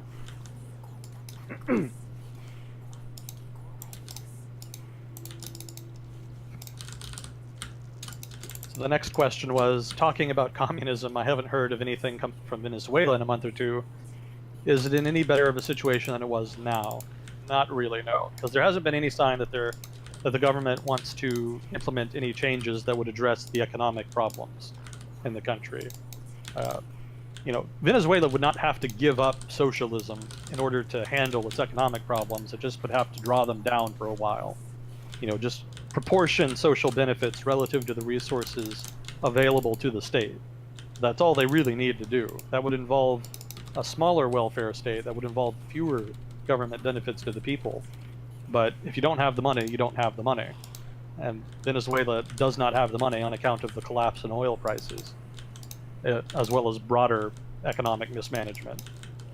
So, but if they just would implement some reforms that dealt directly with some of those more glaring problems, over the long term, the economy would recover and they could just go back to having a large welfare state. You know, the problem isn't having socialist policies at all. The problem is just having the resources to pay for them. As far as what's been happening there, the principal event was the election of the constitutional, what the hell was it? Constitutional Council? Constitutional, I'm forgetting, I'm blanking out on the technical name of it. But basically, a body, an elected body, was elected in an election, to be redundant, in order to modify the Venezuelan, well, not modify, to negotiate a new Venezuelan constitution. Constitutional Assembly, that's what I wanted. They elected a new Constitutional Assembly to negotiate and design a new constitution. And the principal action, the principal activity of that assembly since then has had very little to do with negotiating a new constitution. They've pretty much made it their business to seize the powers of the legislature, Venezuela's legislative body, the National Congress, and basically usurp their power. And that's been very useful to the Chavistas in Venezuela because the legislature was principally controlled by the political opposition to the Chavistas. So that move very nicely circumvented political opposition and has allowed them to make changes and kind of go after certain people that they had that they considered political opponents. The actions that they would not have been able to take with an opposition-controlled legislature. I haven't heard a lot going on since then. A lot of the protests died down recently because there's supposed to be upcoming elections, I think. And a lot of local community leaders, specifically mayors and the like, didn't want to give the government an excuse to arrest them and replace them with Chavistas just before the election.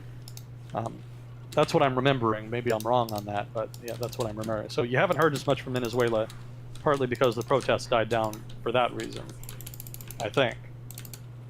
Other than that, most of what's going on in terms of political development has been the Constitutional Assembly borderline abusing its power, if not outright abusing its power. I would not have thought that a Constitutional Assembly would be able to seize the powers of a legislature, but apparently you can. They can. At least they can in Venezuela. Now, let's see, the next one was, I'm from Iceland and I'm wondering if you know about the political chaos in Iceland and your thoughts on it.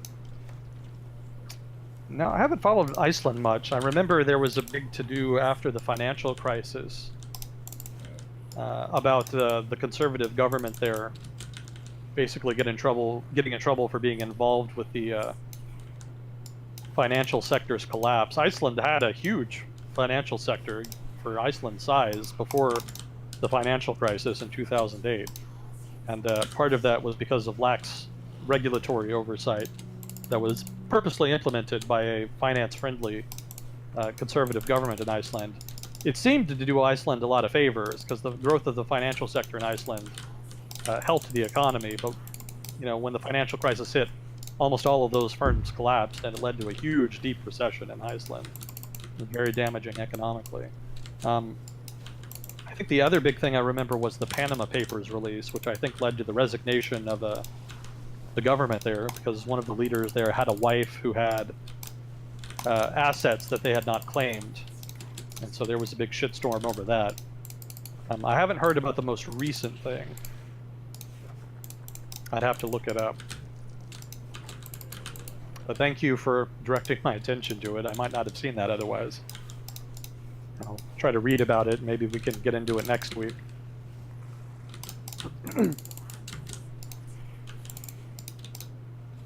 Oh, wait. Okay, yeah, you sent me an article. Yeah, the Prime Minister had covered up. Yeah, there's this weird rule in Iceland that actually lets you...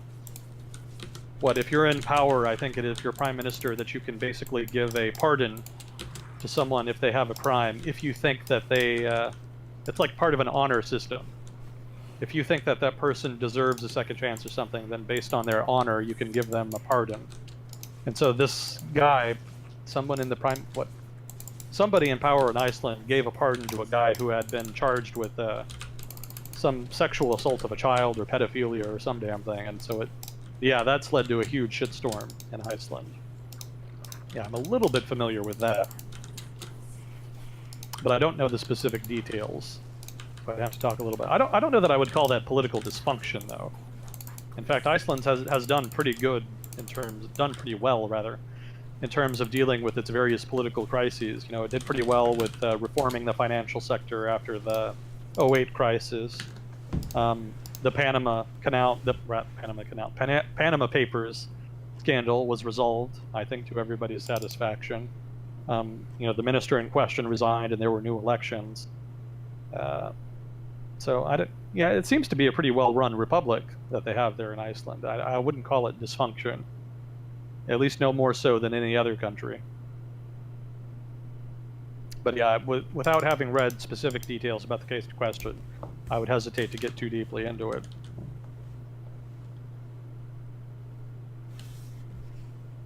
What is the latest thinking in U.S. fiscal policy? Are experts of one mind, or are there disagreeing factions? What are the recent trends? Fiscal policy. So, in terms of economics, fiscal policy is you want to increase fiscal spending in terms of when there's a downturn, economic downturn, and then you want to decrease fiscal spending when the economy is doing better. That's conventional wisdom. That's very basic sort of macroeconomic theory. I'm sure theory has advanced significantly in that regard over time, and there's probably a lot of nuances I'm not familiar with since I haven't studied that particular area of macroeconomic theory. That's the conventional wisdom. Are there different factions? I'm sure you could find some. In academia, there's always factions. There's always people who have their pet theories and then people who criticize those pet theories. And yeah, academia is very prone to factions. But having not studied fiscal policy as a field, having not read the literature, I can't really get into that in detail. I can't really tell you what factions there might be. I doubt there's one mind on the subject, so I can answer that aspect of the question. There's probably a great deal of differing opinions. But in general, I think, and broadly speaking, the consensus in economics is, yeah, you can increase it during the bad times, decrease it during the good times, so that the economy doesn't overheat. And that it's not a bad thing to have a small deficit over the long term. You can kind of continually have deficit spending so long as it's within reason. And I think we talked about this last week. You know, so long as you do it within reason over a long period of time, inflation will actually eat away the value of old debt, such that it kind of becomes very easy to pay.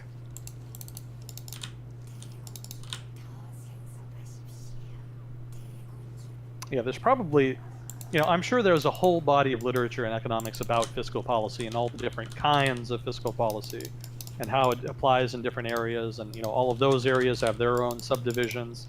Fiscal policy is probably a really huge field, so I would be hard pressed to even if I dug into the literature, come up with a consensus opinion in that regard. So I would have to read more about it to really give you a better answer than that.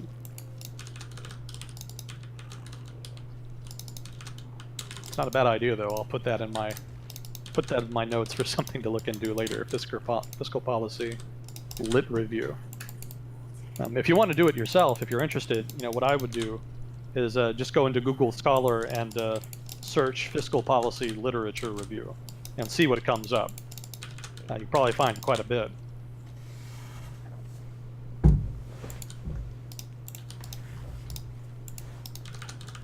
see, so there was another question about,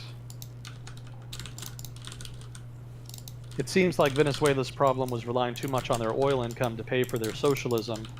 Given the volatility of oil markets, this was devastating. What are the kinds of national income that could sustainably support that kind of government?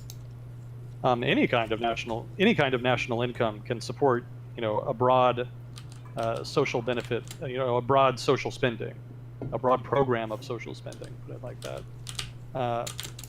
You just have to keep it within your means. You know, if you only have so much money, then you can't implement a really excessive budget that outstrips that revenue. So you just have to keep it within reason.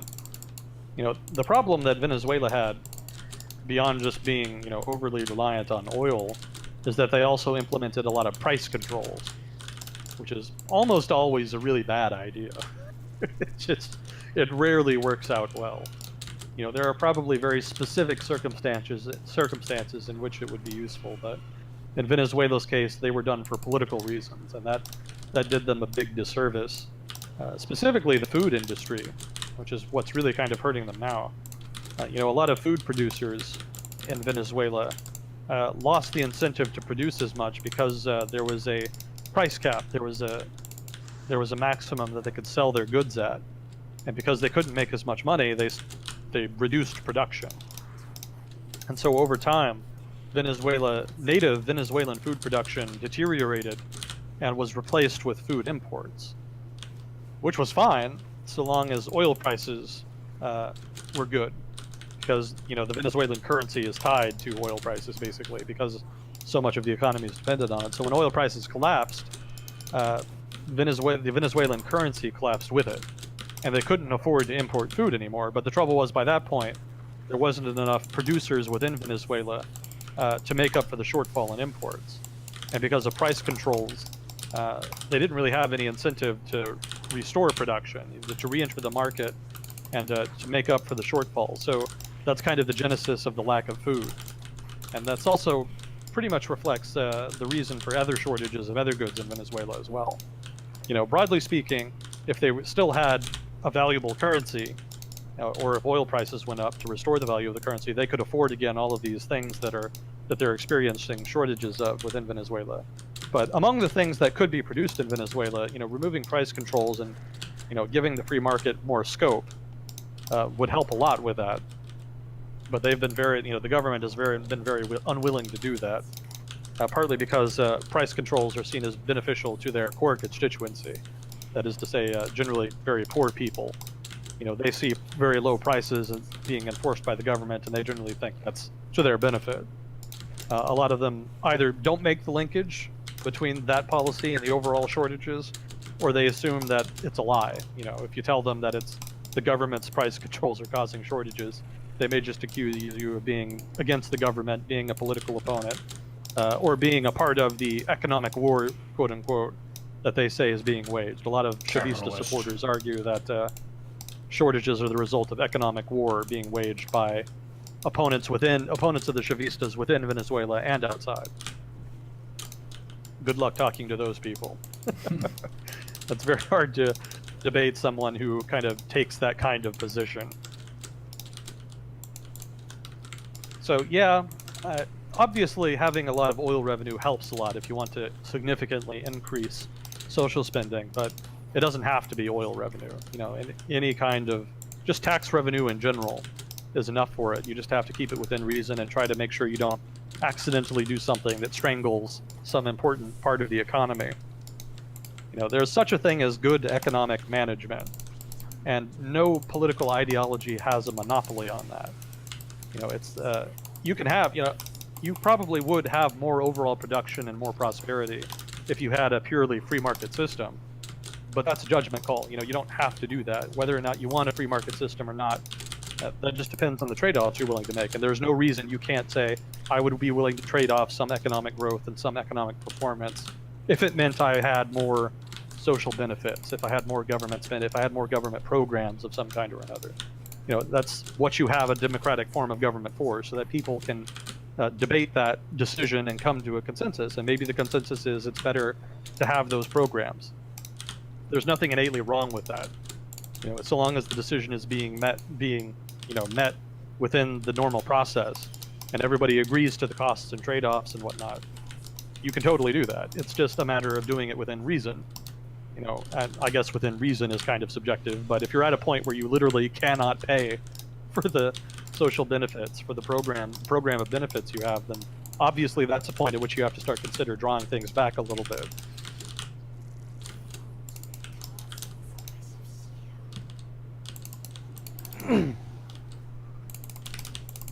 Oh God. Somebody wants to know more about my background. I thought you were going to say cryptocurrencies. We got another one. Well, I think you should take the cryptocurrency questions. I don't know if Whiskeria is going to pass it along. For new viewers, we get a question on cryptocurrencies every single week. And all the bonds of these talks are on the YouTube channel. So I would guess that if you just went kind of one by one, starting with the first one, you would get some stuff on cryptocurrencies. Oh yeah. Just because it keeps coming up. It's something that people are generally interested in, which isn't a bad thing. It's just something that very few people seem to know anything about, and basically we don't know that much either. Yeah, like I keep saying, that would have been a great Kukio question. Kukio knew all about that shit. Mm-hmm. And he could have talked about it at length, but unfortunately we don't have him around anymore, so alas. Kind of a... Let me see, how do I don't think I actually have his screen name here, but somebody sent me some materials about blockchain democracy in that regard. That's not quite cryptocurrency, but kind of related. And I just wanted to take a minute to thank him for sending those resources. I haven't read through them yet, and I don't really want to get into it. I don't really want to comment on it until I have a firmer understanding of it. It's a completely new topic for me, and so I'm having to really wrap my brain around it. I'm having trouble wrapping my brain around it, rather. So I'll try to get there in the next week so that I can have something substantive to say. But I haven't forgotten about you, and thank you for sending those resources. Let's see. So you already know about the educational background. What do you do for fun? What are your other hobbies? Do you still play any games? Do you have a plan for what's next? As always, thank you for sharing your time and knowledge with us. Yeah, I'm not like an all-star, to put it mildly. I'm a very boring, mundane person. I don't do a lot. You know, what do I do for fun? This is pretty much what I do for fun. This is fun for me. I like to read the news. I like to do a little bit of analysis now and again, and otherwise just try to distract myself, basically. Yeah, I'm not a very successful person either, which is another great reason for me just to stick to facts and whatnot. I doubt my opinion would carry much weight if people knew a whole lot about my circumstances. So I'm not I'm not very successful. I'm just very sort of in between things right now in life, and trying to make a transition into something more successful. Whether or not I succeed is entirely up in the air. So roughly, that's where I'm at in terms of games and whatnot. Success is a range too, so it's not like your definition of success is going to match with other people's. I actually had a viewer come in the chat. Was it yesterday? and they were talking smack about how much money I make and how they make so much more. They're a programmer and they're very proud of themselves, and I'm not successful in this and that and this and that.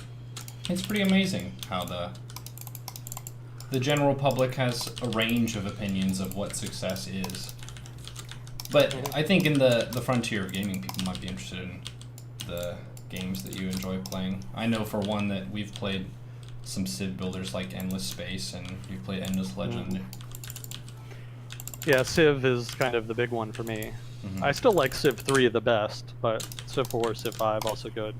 Don't have the money for Civ 6 yet. That'll probably take another year or two before I get there, before the price falls enough. I try to stay away from those, though. Those tend to be black holes. I tend to lose days and weeks to those once I get into them. So I've been kind of staying away from them to try to focus on work, in so much as I have work anyway. So stuff like that, strategy games are good. Where's Agent Smith this Sorry, week? Oh, he fell into Civ 6. We won't see him for a while. It's happened before. I lost. There was a lot of opportunities I probably missed in college on that account. If you're in college right now, try to take advantage of as many opportunities as you can. Because if you don't, you'll definitely regret it later. And especially those opportunities that you don't necessarily think would be useful. Because even if you don't think you'll end up using those in whatever career you're planning, or if you don't find them that interesting, it would be really nice to have something to fall back on later if everything goes to shit. Not that I'd know anything about that. Having a plan B. It's harder than you think. Yeah. So I would highly recommend anybody who's still in that stage of their life try to diversify your experience and your skill set as much as whatever your circumstances and whatever your university will facilitate. So let's see. What are the benefits and drawbacks to having a unified global currency? So, you guys are going to get me into trouble. This question asks specifically about a global currency, but really, in order to answer that, you had to kind of have to get into this overarching discussion in economics about the efficacy of currencies. Are currencies better for economies? Is it better for nations to control their own currencies? Or is it better to have broad areas have their own currencies? Or is it better just to have one currency for everybody? This is an actual debate. And it really gained prominence with the Eurozone crisis, because obviously there was a big debate about whether, we even talked about it just a little bit ago, about whether countries would be better off with their own currencies. So in general, the argument for a global currency, for example, is that it removes barriers to trade. And the principal barrier to trade that it removes is, well, for one, there's the random changes in what you would call fluctuations in foreign exchange rates, which make business, not impossible, but it makes businessmen very risk averse. That makes you less likely to engage in an overseas business activity, economic activity, if you think that exchange rates will change in a way that's detrimental to you. So that makes you more wary, and it acts as a barrier to trade. So if you have a global currency, you don't have to worry about that. You don't have to worry about getting, screwed on a business deal because the exchange rate just all of a sudden changed in some random way for some random reason. So you feel more secure doing business overseas, so you do more of it. In that way, that's a benefit. There's also the reduced likelihood of your country or another country, devaluing its currency. Most likely, a global currency would not be devalued probably ever, at least not substantially, maybe a little bit. But you wouldn't see massive devaluations like have happened in the developing world over the course of the 1980s, 1970s and 80s in particular. So you wouldn't have to worry about all of your savings getting wiped out because of the government couldn't manage the economy and borrowed too much debt and then had to devalue the currency. In that sense, people would have more confidence overall, would not feel the need to save as much, or would be more comfortable saving in currency, for example, and not saying something like gold, or stuffing something like electronics under their mattress. I think I told this story before, but in the late 90s, in 1998, the Asian financial crisis spread to Russia, and Russia defaulted on its debt, and Russia entered a very deep, steep recession. And because the ruble was losing so much value, people wanted to put their savings into something that would retain value over time. But they didn't really have a lot of stuff they could go to. It's not like you can just go out and buy a shit ton of gold. At least not at that time, you could anyway. So what people did is they actually went out and bought a shit ton of electronics, because electronics were valuable, everybody wanted them. And so the thinking was, whatever happens to the ruble, this electronic device will still maintain its value. Obviously, there will be some depreciation after you buy it, but whatever depreciation there would have been or was probably paled in comparison to the collapse in the ruble and the value that lost there if you kept your savings there. So that's an example of the extreme measures that people will take in order to get around a currency devaluation, and what you do if you're afraid of currency devaluation. I guess it's great if you're an electronics producer, but for everybody else, it's a big pain in the ass. So a global currency gets around that. You don't have to worry about that. You're more confident. You don't necessarily have to save as much money because you're not as worried about it losing chunks of it every now and again to devaluation. So you spend more money. So there's a little more velocity in currency. More money is circulating, more economic activity, blah, blah, blah. Things are better off in general. The downside is that specific economic regions, for lack of a better term, cannot have their own monetary policy. They cannot cater monetary policy to their own conditions. And so we saw this in microcosm in Europe, where southern Europe, so to speak, the Iberian Peninsula, Spain, Portugal, to a lesser degree France, and then also Greece and Italy, all of those countries kind of suffer from a lack of productivity and a lack of competitiveness. And so their economies kind of were very sluggish. Well, actually were rather sluggish even before the Eurozone crisis, but became even more so after and during. This was in contrast to Northern Europe, i.e. Britain, Germany, the Nordic countries, kind of Eastern Europe to a lesser degree. These countries were more competitive, their economies were healthier.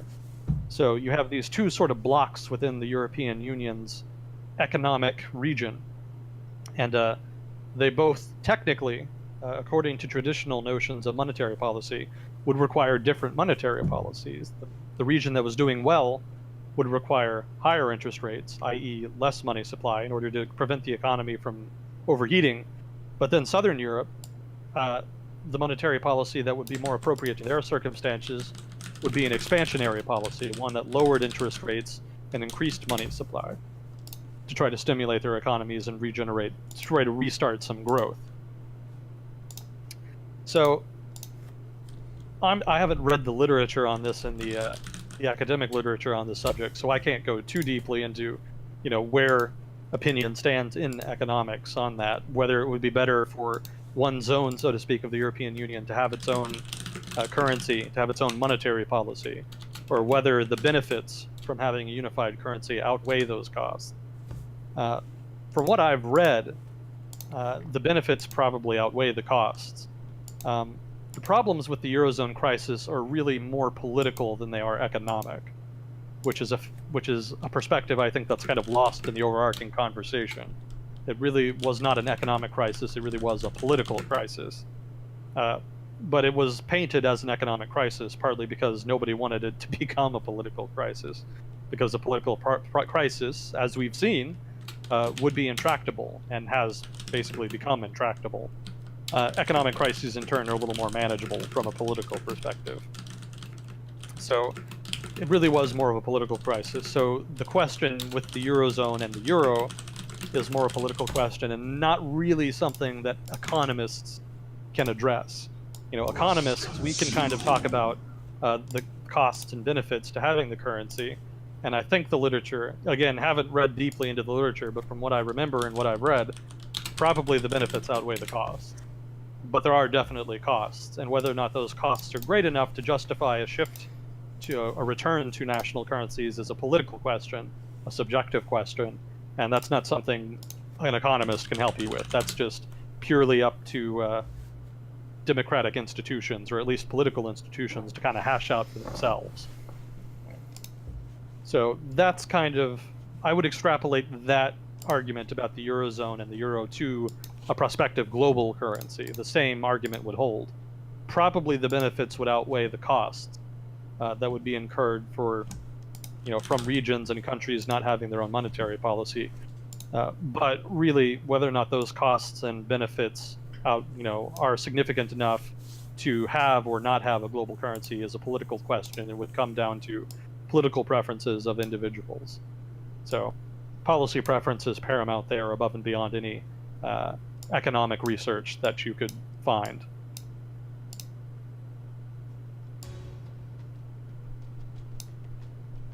Let's see. So far as I know, the annual federal budget was locked at 12% annual increase in 1979 by Congress. 12% of Congress, because the experts at the time were convinced that 22% interest rates were the new normal, and they would never drop. I suspect this person knows more about this topic than I do, because this is all news to me. Experts at the time were convinced that 22% interest rates were the new normal, and they would never drop. And since then, Congress has buried any desire to revisit that, despite the financial changes in the past 4 decades. Your thoughts? It's pretty interesting. Yeah, let me think about it a minute here.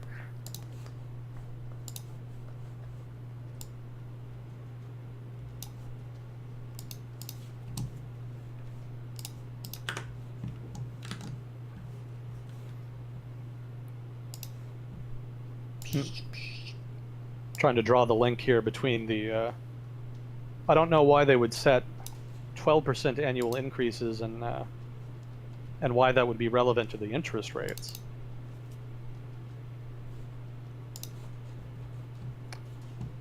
I guess you could say that 12% is a relatively low amount to allow in terms of year-to-year increases on the budget. And they wanted to keep it low because interest rates were so high that borrowing would be super expensive. 22%, by the way, is a well-nigh usurious interest rate to pay on anything. If you're paying 22% interest on something, then you're basically, what would that be? The rule of 72. That's doubling every 3.2, roughly 3.2 time increments. So if your economy is growing at 22% per annum, then your economy would double in size in a little over 3 years. Quick dictionary interjection. Usurious is charging illegal or exorbitant rates of interest for the use of money. Yeah. For those of us who haven't taken the SAT in a decade, or not yet. Good word, thank you. Well, we used to have usury laws that people were more familiar with that actually banned unreasonably high interest rates. And then, of course, in the 70s, I think Delaware and South Dakota passed state laws that basically got rid of those laws. They were all state-level laws, not national level, but they were state usury laws.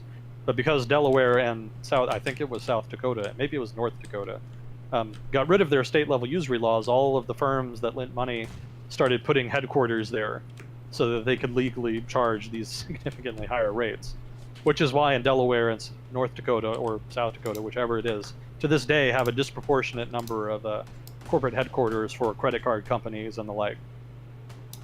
Kind of weird. You wouldn't expect to see a lot of those in Delaware or South Dakota, but because of that rule change, they ended up with a whole bunch. Helped goose the economy anyway at the local level, just at the cost of extremely high interest rates for everybody else. So back to this, though. Yeah, I'm guessing the 12% rule was passed to keep federal spending, to keep federal borrowing to a minimum. Let me make sure I'm reading that right. Annually locked at 12% annual. Yeah, okay. So I think they wanted to just keep it low to minimize borrowing because they thought borrowing would be unreasonably high at 22%, since apparently they thought it would be permanent. Hasn't been any desire since then to revisit that. Yeah, I don't think 12% is all that high. I don't think a 12% increase in budget would be an unreasonable response to an emergency, a war, or something like that. But then there were probably provisions in place already to allow them to do that, so I don't know. Congress has buried any desire to revisit that. I mean, given given how often that the debt limit is raised every year, and how flexible, shall we say, Congress in the United States has been with regard to dramatic increases or decreases in spending, I don't know that it would have really mattered, or that it even really has mattered. I mean, obviously, having a 12% fixed rate of increase from year to year, technically speaking, that acts as a barrier to unreasonably high federal spending. But I doubt that if there was a political consensus to exceed that, that it would be very difficult to do. And given all of the iron rice bowls in Washington, well, I have to explain that probably. I was Iron about to rice say, bowl what the is hell like is that? yeah. So in China, there's this notion of an iron rice bowl, which is like your well-being, your job security, your interests. If you have a really secure job, then your interest in that job and the security of that job is your iron rice bowl. I'm probably not explaining this great, but roughly that's what it means. So there's a lot of vested interests in Washington that, in order to maintain their interests, require continued high levels of spending on this project or that project or whatever project, be it the military or welfare or what have you. And because of that, it's really hard to decrease federal spending. So whenever there's a clash between having to reduce spending in order to meet obligations like, say, a 12% restriction on per annum increases in the budget, and increasing funding and getting around those restrictions in order to facilitate the interests of those various vested interest groups, generally Washington has bent to the needs of the vested interest groups and gotten around the restrictions. In fact, there's another example just recently. There was an agreement made a few years ago called sequestration. Actually, it wasn't an agreement. It was a hilarious failure of an agreement. We could talk about that sometime. But anyway, sequestration put caps on the amount of money that could be spent on the military, among other forms of discretionary spending. But just recently, it was decided, well, the negotiation for the 2018 budget is ongoing, the 2018 national federal budget. But it's pretty much probably going to pass that there's a significant increase in spending on the military that's going to surpass the sequestration cap. And there's broad kind of agreement to do that. There's not a lot of opposition, so that's probably going to happen. They'll probably just remove the cap, or at least put a stay on it, or a waiver, or some other form of political bullshit. So rules like this, like the 12% annual increase cap, they only mean as much as the politicians in Washington are willing to give it meaning. And a lot of the time, they're not willing to do that when it means they have to give something up that matters to them. So in so much as they've adhered to the rule, they probably only adhered to it when it was convenient to them, rather than when it would actually require them to make a hard choice to actually prioritize spending obligation or spending choices. But again, I suspect this person knows more about this than I do, so I'd have to read more about it. I just have to read more about it, or maybe even talk to this person.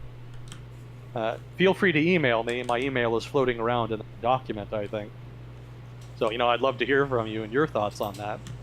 But without having read more about it myself, I don't know that I can really intelligibly contribute to a conversation on that. That is very interesting. I hadn't heard of that before.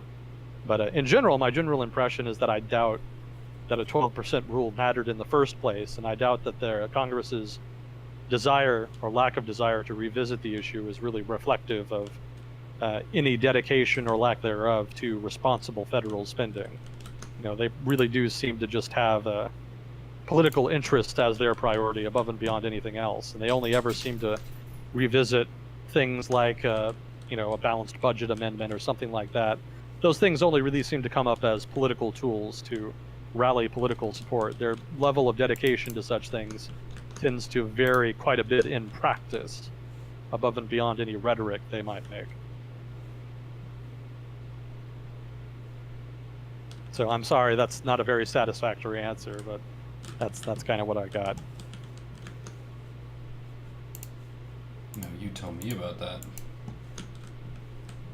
I think it's good. There are a lot of places where people are gonna just go off on any given question as though they're an expert on it, and they'll tell you every little detail of it, and everyone else is wrong.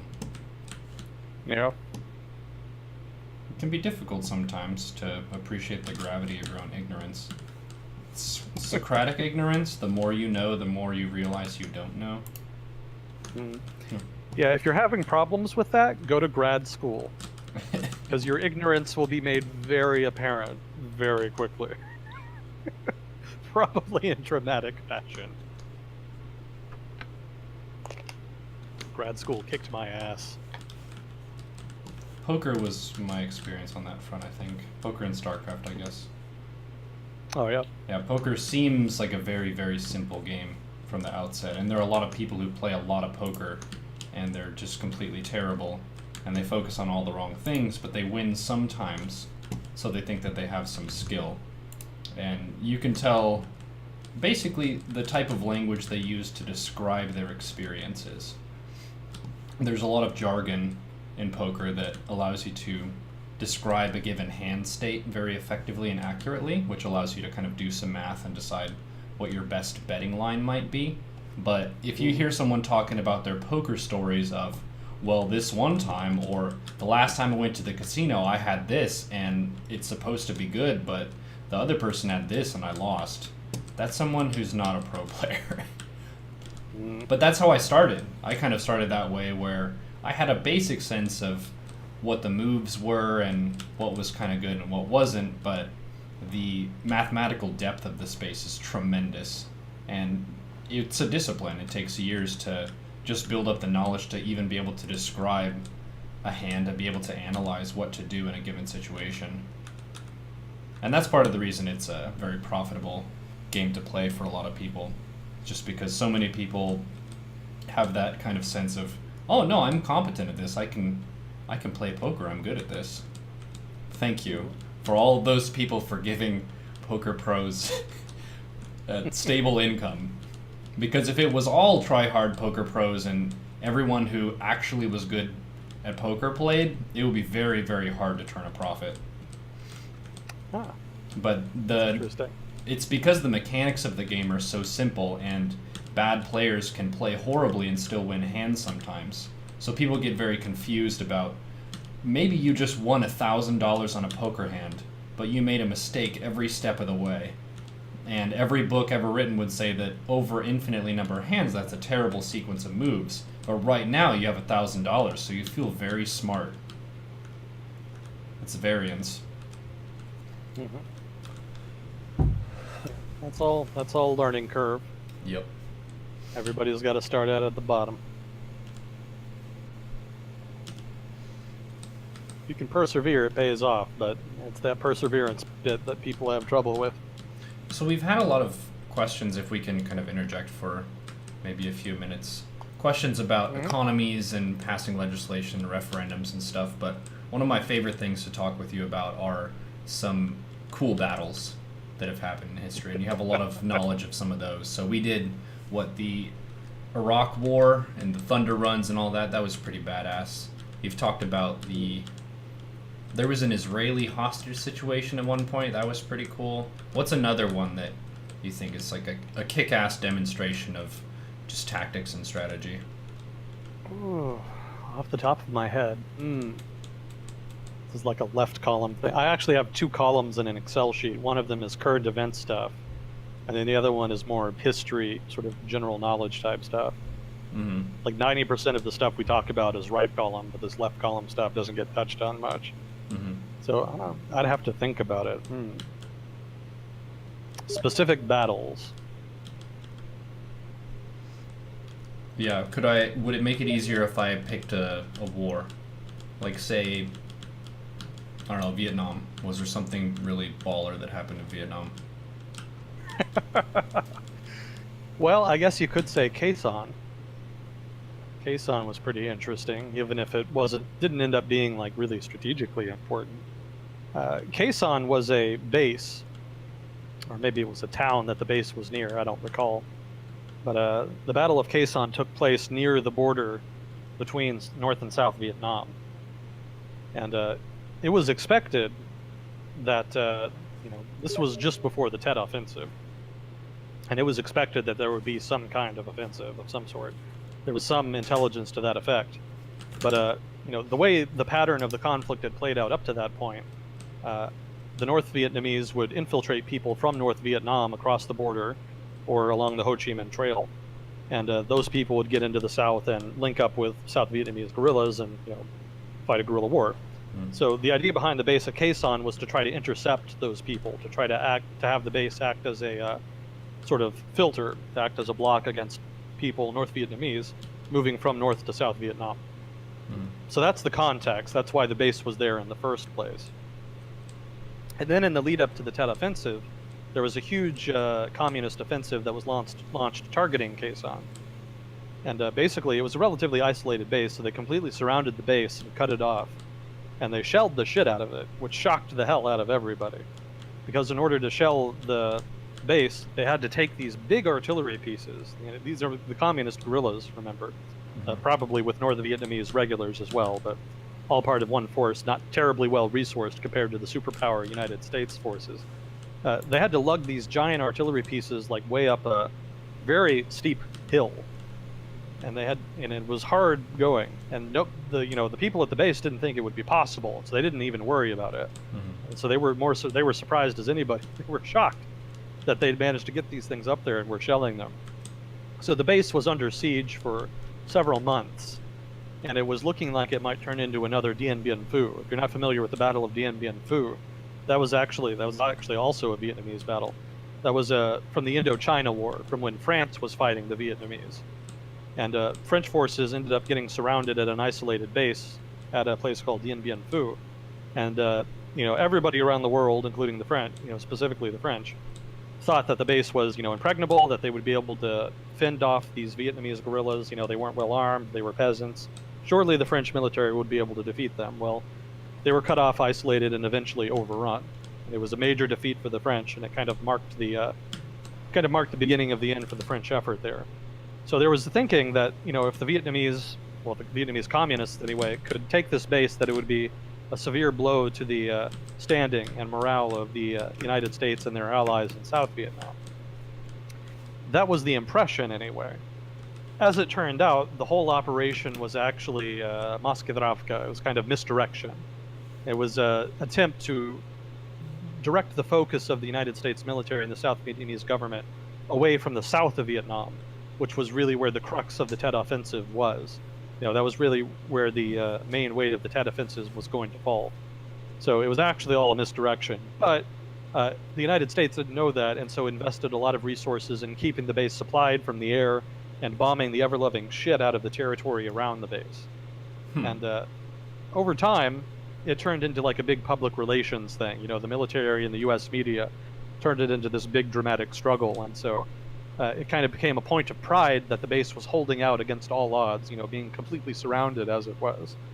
And eventually there was a large-scale offensive that involved a shit ton of artillery from within the base and a shit ton of bombings from B-52 bombers as well as from attack aircraft like, the F-105 Thunder Chief, etc. All these Air Force bombers and U.S. Navy bombers. And they really just tear into the Vietnamese positions around the base. And they did this neat thing where they took their artillery in conjunction with the air power, and they just bombed the hell continuously out of these two lines on either side of the Vietnamese positions, the main Vietnamese position. And then they also had a line that boxed them in on the other side, right? So the only bit they weren't bombing was the area between the base and the position. So the Vietnamese position was getting shelled on three sides. So those three sides were cut off. They couldn't really retreat through them without running through a maelstrom of artillery fire. So then, with other artillery they had and other aircraft they had, they started a ascending line of fire. They started at the bottom near the base, and they slowly moved up, shelling territory closer and closer to the top of that line. And the idea was because they had boxed them in, they couldn't run away. They just systematically bombed the hell out of every square inch of that territory that the position was in. So it was one of the most thorough, systematic shelling campaigns of shelling and airstrikes, bombardments, let's call it that, systematic battle, bombardments of the war, if not military history. It was, extremely violent. It was a shit ton of munitions used. Broadly speaking, more bombs were dropped on Vietnam than in the entirety of World War II. Holy shit.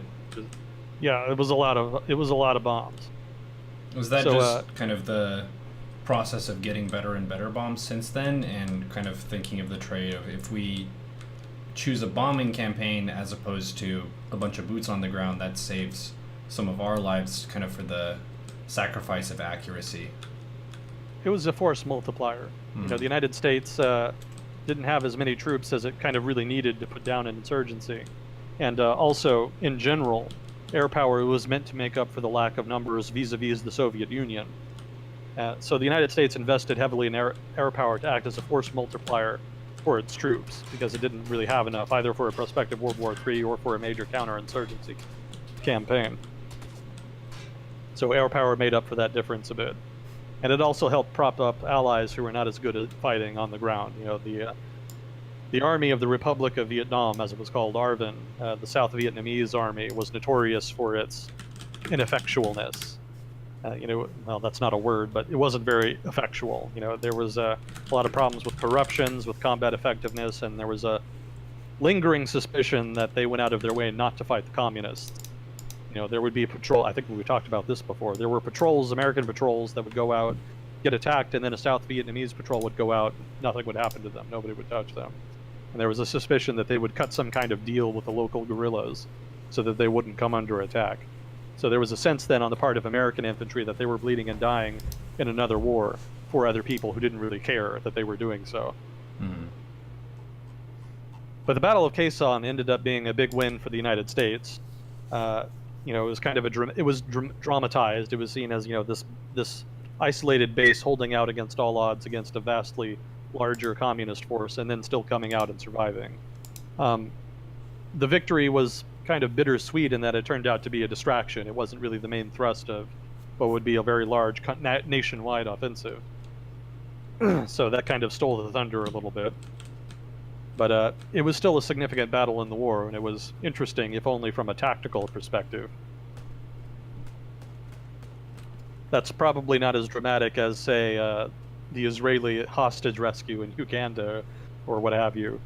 But it was definitely an important battle. It was. I always found it interesting, anyway. Yeah, the theme that kind of makes me think of Germany versus France in World War II is a lot of times one faction will rule out a possibility because they think it's really difficult and they wouldn't want to do it. So you kind of wonder if the opposition decides to do it partially for that reason of, oh, okay, what do they think we're going to do? And let's work with options other than that. And sometimes that means you have to exert a lot more effort, like you're lugging artillery or you're driving tanks through the woods. These types of obstacles that inconvenience yourself at the benefit of making it less expected by the opponent. I talk about that a lot in StarCraft, where you consider where the opponent expects you to attack from. And a lot of times if you just attack from a totally different angle, they're in a really bad formation and you take a super successful fight for the value of your army. I've won and lost, I guess, quite a few battles just based on that principle alone. Of they want me to attack down this avenue in particular. If I just go around them and route them, then the units that they want to be in the back are now in the front and they're all exposed. So you do that a lot if you're against tanks. The tanks want to be having some kind of meat shield in front of them, and if you just run all the way around the back and jump on those first, then they lose the benefit of having their range protected by something. Yeah, the element of surprise is immensely valuable. And being unpredictable can be of great benefit, even if it does come with some costs in the short term. Yeah, that's been a recurring theme in history. You know, Pearl Harbor, you know, that's the one that comes immediately to mind. That was pretty surprising. Yeah. The U.S. Navy was not expecting that. There was a notion, there was actually some intelligence that the Japanese were going to go to war with the United States and would attack. But the impression was that if they did, they would attack the Philippines, because that was right there next to Japan. That was it, and it was an easy target. It wasn't really well defended, so yeah, surely the Japanese will just go there. And then while they're attacking the Philippines, we can just conveniently build up our navy and then launch a counterattack. Have Well, you heard the of Japanese had other ideas. Have you heard of the philosopher Daniel Dennett? He's a modern, like, currently operating philosopher. He does a lot of brain science stuff, cognitive science. Can't say that I had Daniel Bennett. Dennett. Dennett. Yeah, he has a little bit of a talk on different kind of tricks and stuff, and one of them is it's the surely sort of clause, which is anytime someone says surely, it's oftentimes identifying a weak point in their argument, where they're asking you to assume something is going to be the case without asking questions about, well, what if it's not? And philosophers do this, a lot of speakers do this, and as we're talking about here, that's kind of when people make assumptions about what the enemy is going to do rather than evaluate, all right, maybe that's one case, but what if they don't do that and they do something totally different? What are we going to do then? So surely is kind of a red flag word where you can say, all right, are we oversimplifying this step here in particular to take a shortcut and then move on to the next step? Because a lot of times you'll be focused on, I want to plan 2 to 3 steps ahead, but for you to plan the 3rd step ahead, you have to assume that they're going to do this and then that, as opposed to have some contingency plans of, well, what if it doesn't go the way we expect? What's our plan B and C? Yeah, predictability is your downfall. Mm-hmm. Because once you fall into a predictable pattern, people can start, wargaming how to defeat you, because they'll know what you're going to do, and once you have some set pattern you can focus on, it's pretty much inevitable that somebody is going to derive some kind of strategy or tactic that'll defeat you at that stage. Yeah, we call that So, metagaming. Yeah. So an amount of flexibility and dynamism in planning, especially at the tactical level, but also at the strategic level, is really important to make sure that you don't just end up being too staid and predictable. That's one of the reasons that Germany was so hard to defeat in World War II. They were just, their whole military was organized to be innately flexible. And local commanders at the level of the division or the tank army were given a lot of discretionary power, a lot of individual decision making, the ability to take initiative where they saw fit to meet certain objectives. Because they did this, it was really hard to predict where they would go. You just never really knew where the hammer would fall or how they would behave under given circumstances. There definitely was a pattern. They were trained to deal with situations in certain ways, but they had room to be creative. If you saw an opportunity, then you could take advantage of it, whereas you wouldn't necessarily be able to do that under a more hierarchical system of leadership. Mm-hmm.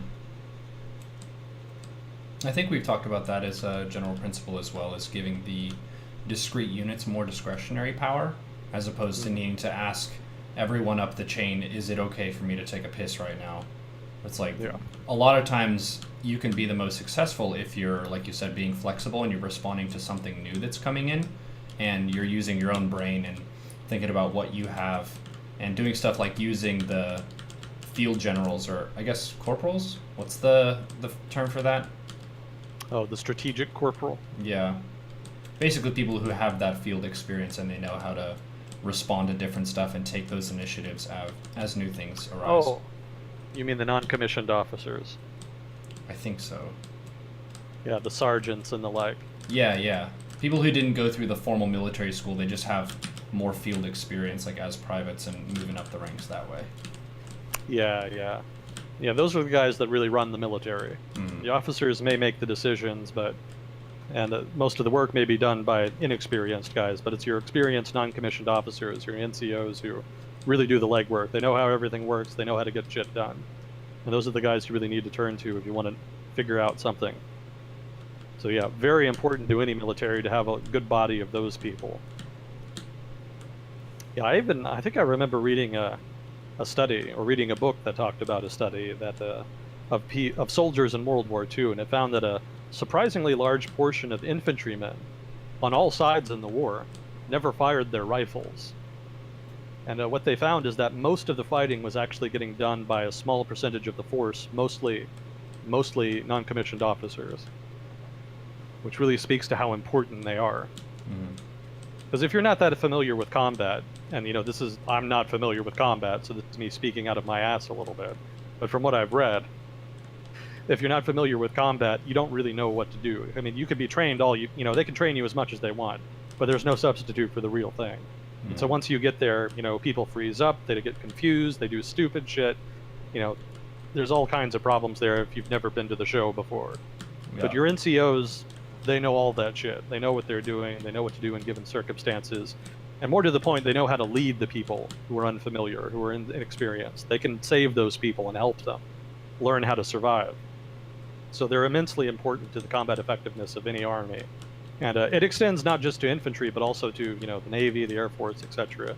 A lot of the more experienced people on a ship or on an air base are your NCOs who have been there a long time and know the bureaucracy, know the equipment really well, etc. They know all the ins and outs.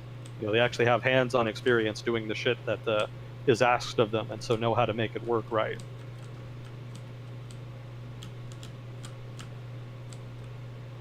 So, if I could take a moment, some notes from last week. Somebody named... One of the reasons I don't say screen names is that I never am completely confident I'm pronouncing them right, so I apologize in advance. Somebody's screen name, which was Frikolowski, something to that effect, said that he hadn't realized SWIFT was U.S. controlled, because we talked a bit about SWIFT banking and SWIFT banking sanctions, which the United States uses as its kind of nuclear options as far as sanctions. And he said that he didn't realize that SWIFT banking was U.S. controlled. Apparently it's not. Apparently I was wrong. I had no idea. I could have sworn on my life that SWIFT banking was based in the United States, but based on his comment, I looked it up. It's actually headquartered in Belgium. It's actually headquartered in Brussels. And apparently the United States coerces that organization into adhering to its sanctions regime by basically threatening them with sanctions. Either implement our sanctions or we will put sanctions on you. The prospect of being separated from what is probably the largest financial market in the world, I think, in the United States is what we have. The prospect of being cut off from that is apparently enough to get them to do that. So that's an effective means of coercion. So thank you to Frikolowski for bringing that to my attention. I was not aware of that. I probably should have been. But it's good to know. That's obviously very important information to know. Yo, dog, I also like sanctions, so you put some sanctions in your sanctions. Yeah, lots of sanctions. So I thought, since we don't have any questions anyway, 2 corrections. Last week I talked about an Iraq War study that had bad methodology, and I thought I understood the bad methodology, but I went and looked it up again, and it does have bad methodology, but it's more complicated than I had described. So I didn't read the study entirely, so I can't get into it too deeply. But for anybody who's interested, I can post the link here in Discord, and if Whiskery is listening, I would appreciate it if you would post that in chat on my behalf, so that the people can see that study. Cool. So there's that, and then also last week I said that in Puerto Rico, the balance between people who want independence, Commonwealth status, basically status quo, and the people who want statehood is balanced, that it's basically 1/3 for each. Apparently I was wrong about that. I was talking with PactFact over the past couple of days about Puerto Rico, and over the course of that conversation I found that actually very few people in Puerto Rico seem to be for independence. In the last couple referendums, the independence option has only gotten a few percentage points of the vote. So apparently it mostly is just status quo versus statehood.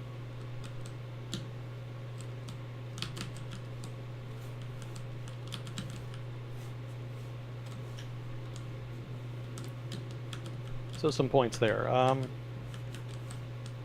If that's it for questions, I also had, let's see, we talked about Trump's tax cuts, talked about the travel ban. A little bit, if anybody's not familiar, there was an election in Alabama to replace the seat vacated by Jeff Sessions when he became the Attorney General of the United States.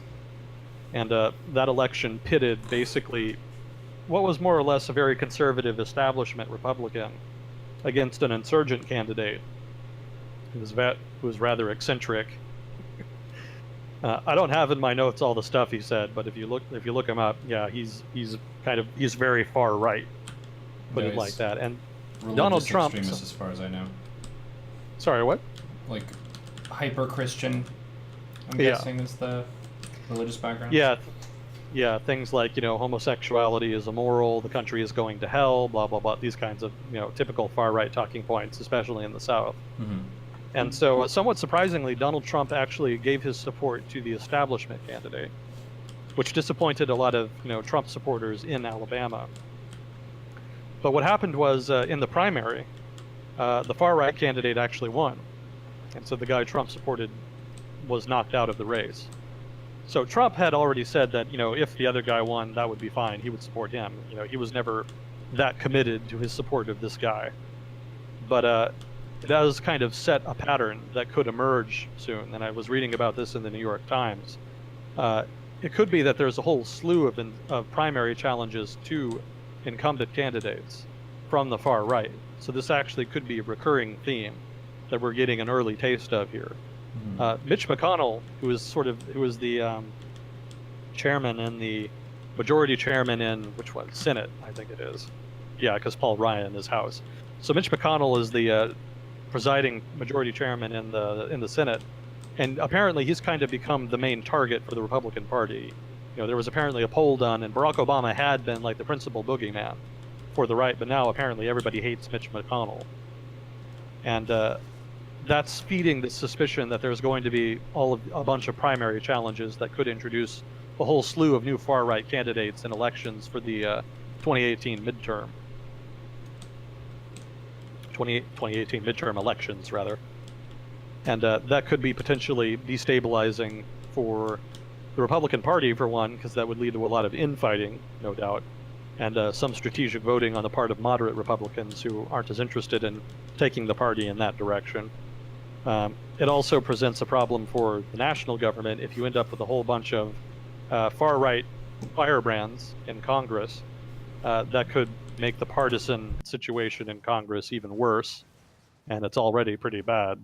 So that would be bad news as far as reaching some kind of, improving the national discourse and making politics more conciliatory, and putting more emphasis on compromise and negotiation rather than pandering and what's the word I want? No, the word escapes me. But anyway, yeah, it would not improve the situation. It would not improve the partisan equilibrium in Washington. That's the gist of it.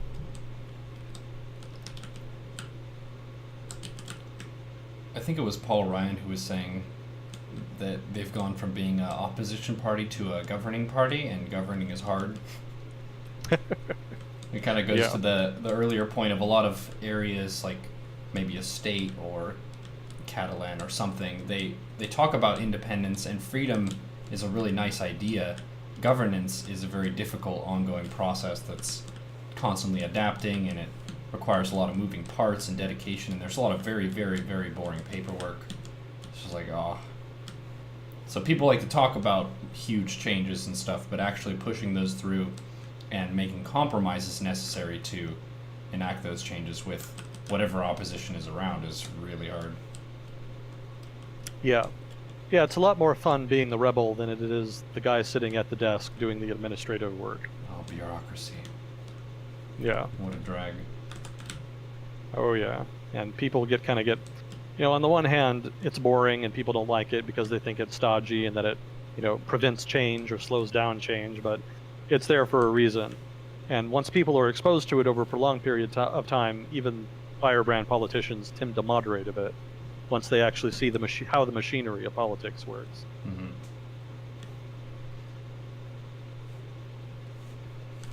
So there was also a big increase. Actually, I talked a little bit about this. The increase in the military budget that's being negotiated. It's right now it's still being negotiated between House and Senate bills, but it's going to be something in the realm of $700 billion for the military in 2018. Which I don't know if that's more surprising or if it's more surprising that that's not actually a really huge increase. What was it in 2017? Well, from what I read, it's only really going to be something like a 3% increase over what the Obama administration was already going to ask for. I think the previous budget was something more in the realm of $670 billion or something to that effect. So it's not a huge increase per se, but in absolute terms, it's a massive increase. That's tens of billions of dollars. It's actually even more than what the Trump administration had been asking for. In fact, some people had been disappointed that the Trump administration didn't ask for more. And much of that increase is apparently going to training, maintenance, replacing munitions being spent in Iraq and Syria and other such operations, and then also paying for more soldiers and Marines, adding a couple thousand to the ranks.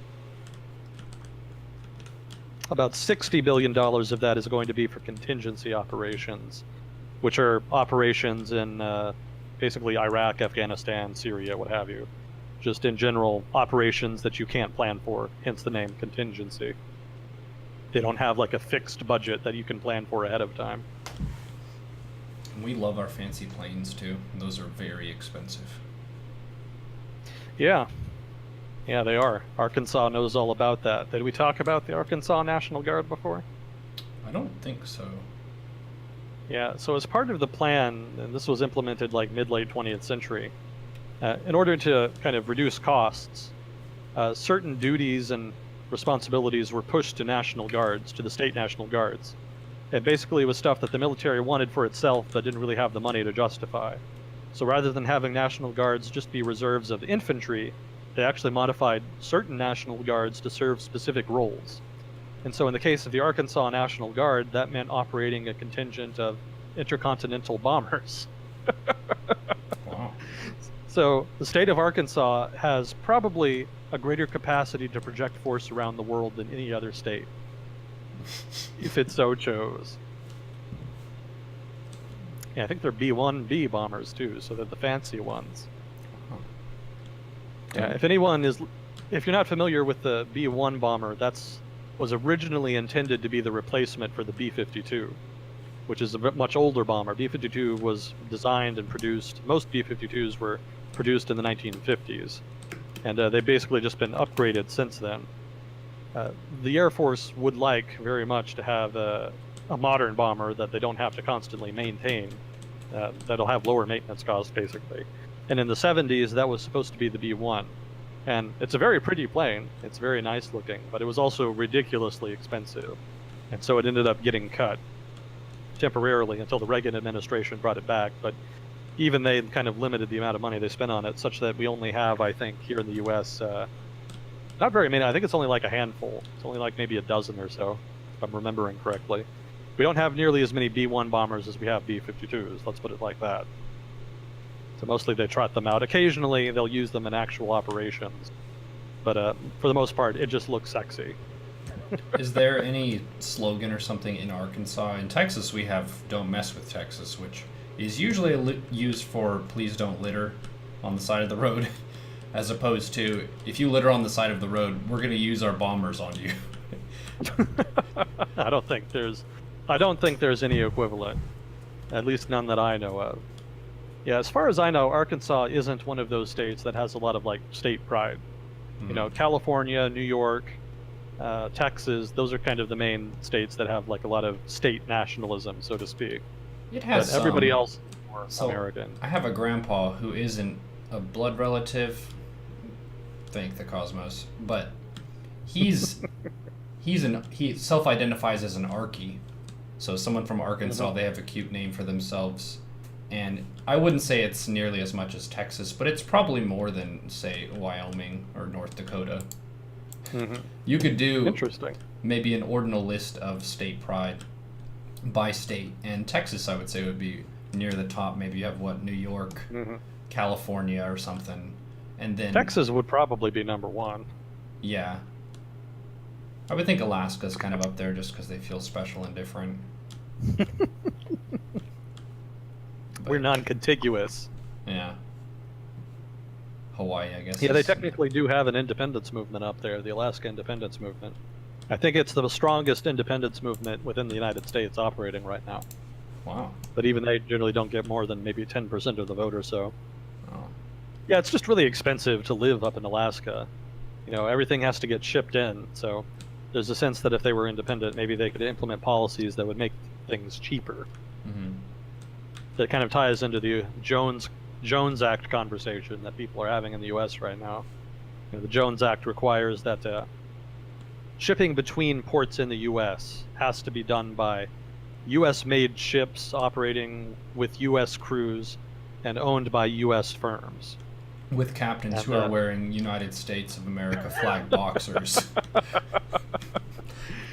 Well, the result, it's a protectionist measure, and it makes it a little more expensive to trade goods between ports in the United States.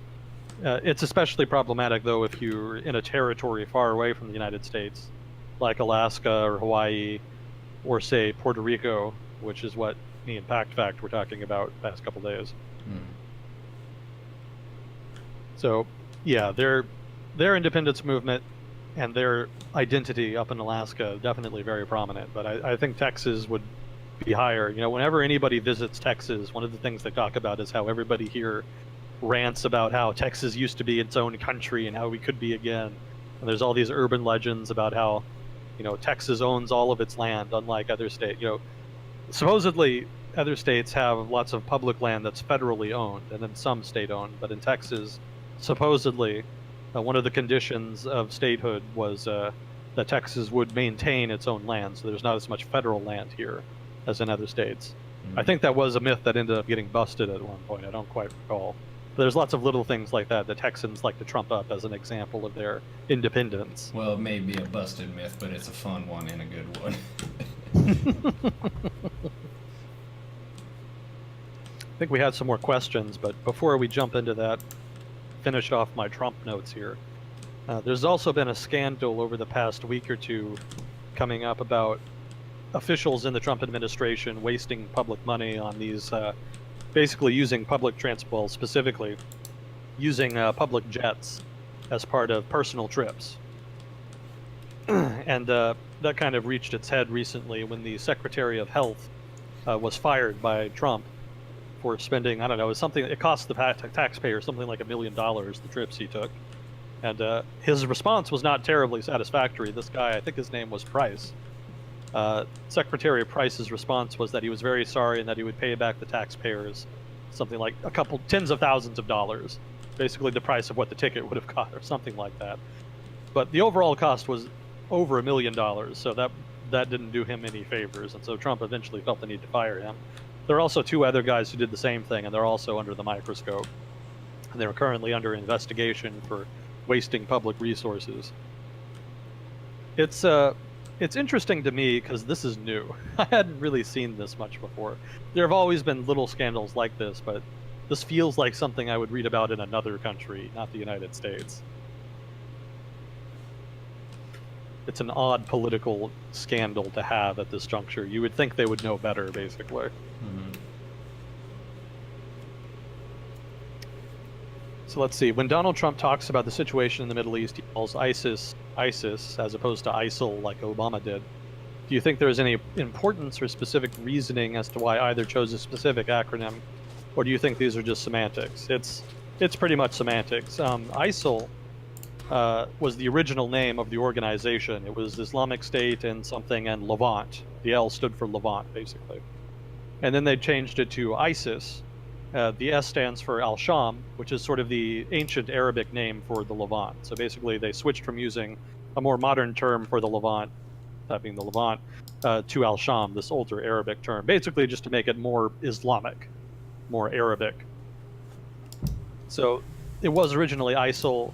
They changed the name to ISIS, and then later on they changed it again to IS, the Islamic State. And people kind of use the terms interchangeably now, ISIL, ISIS. I think people liked ISIS more because it sounded like a terrorist organization. So kind of ISIS has stuck around a bit, even though technically they're not ISIS anymore. But yeah, it's semantics. There's nothing really significant to it.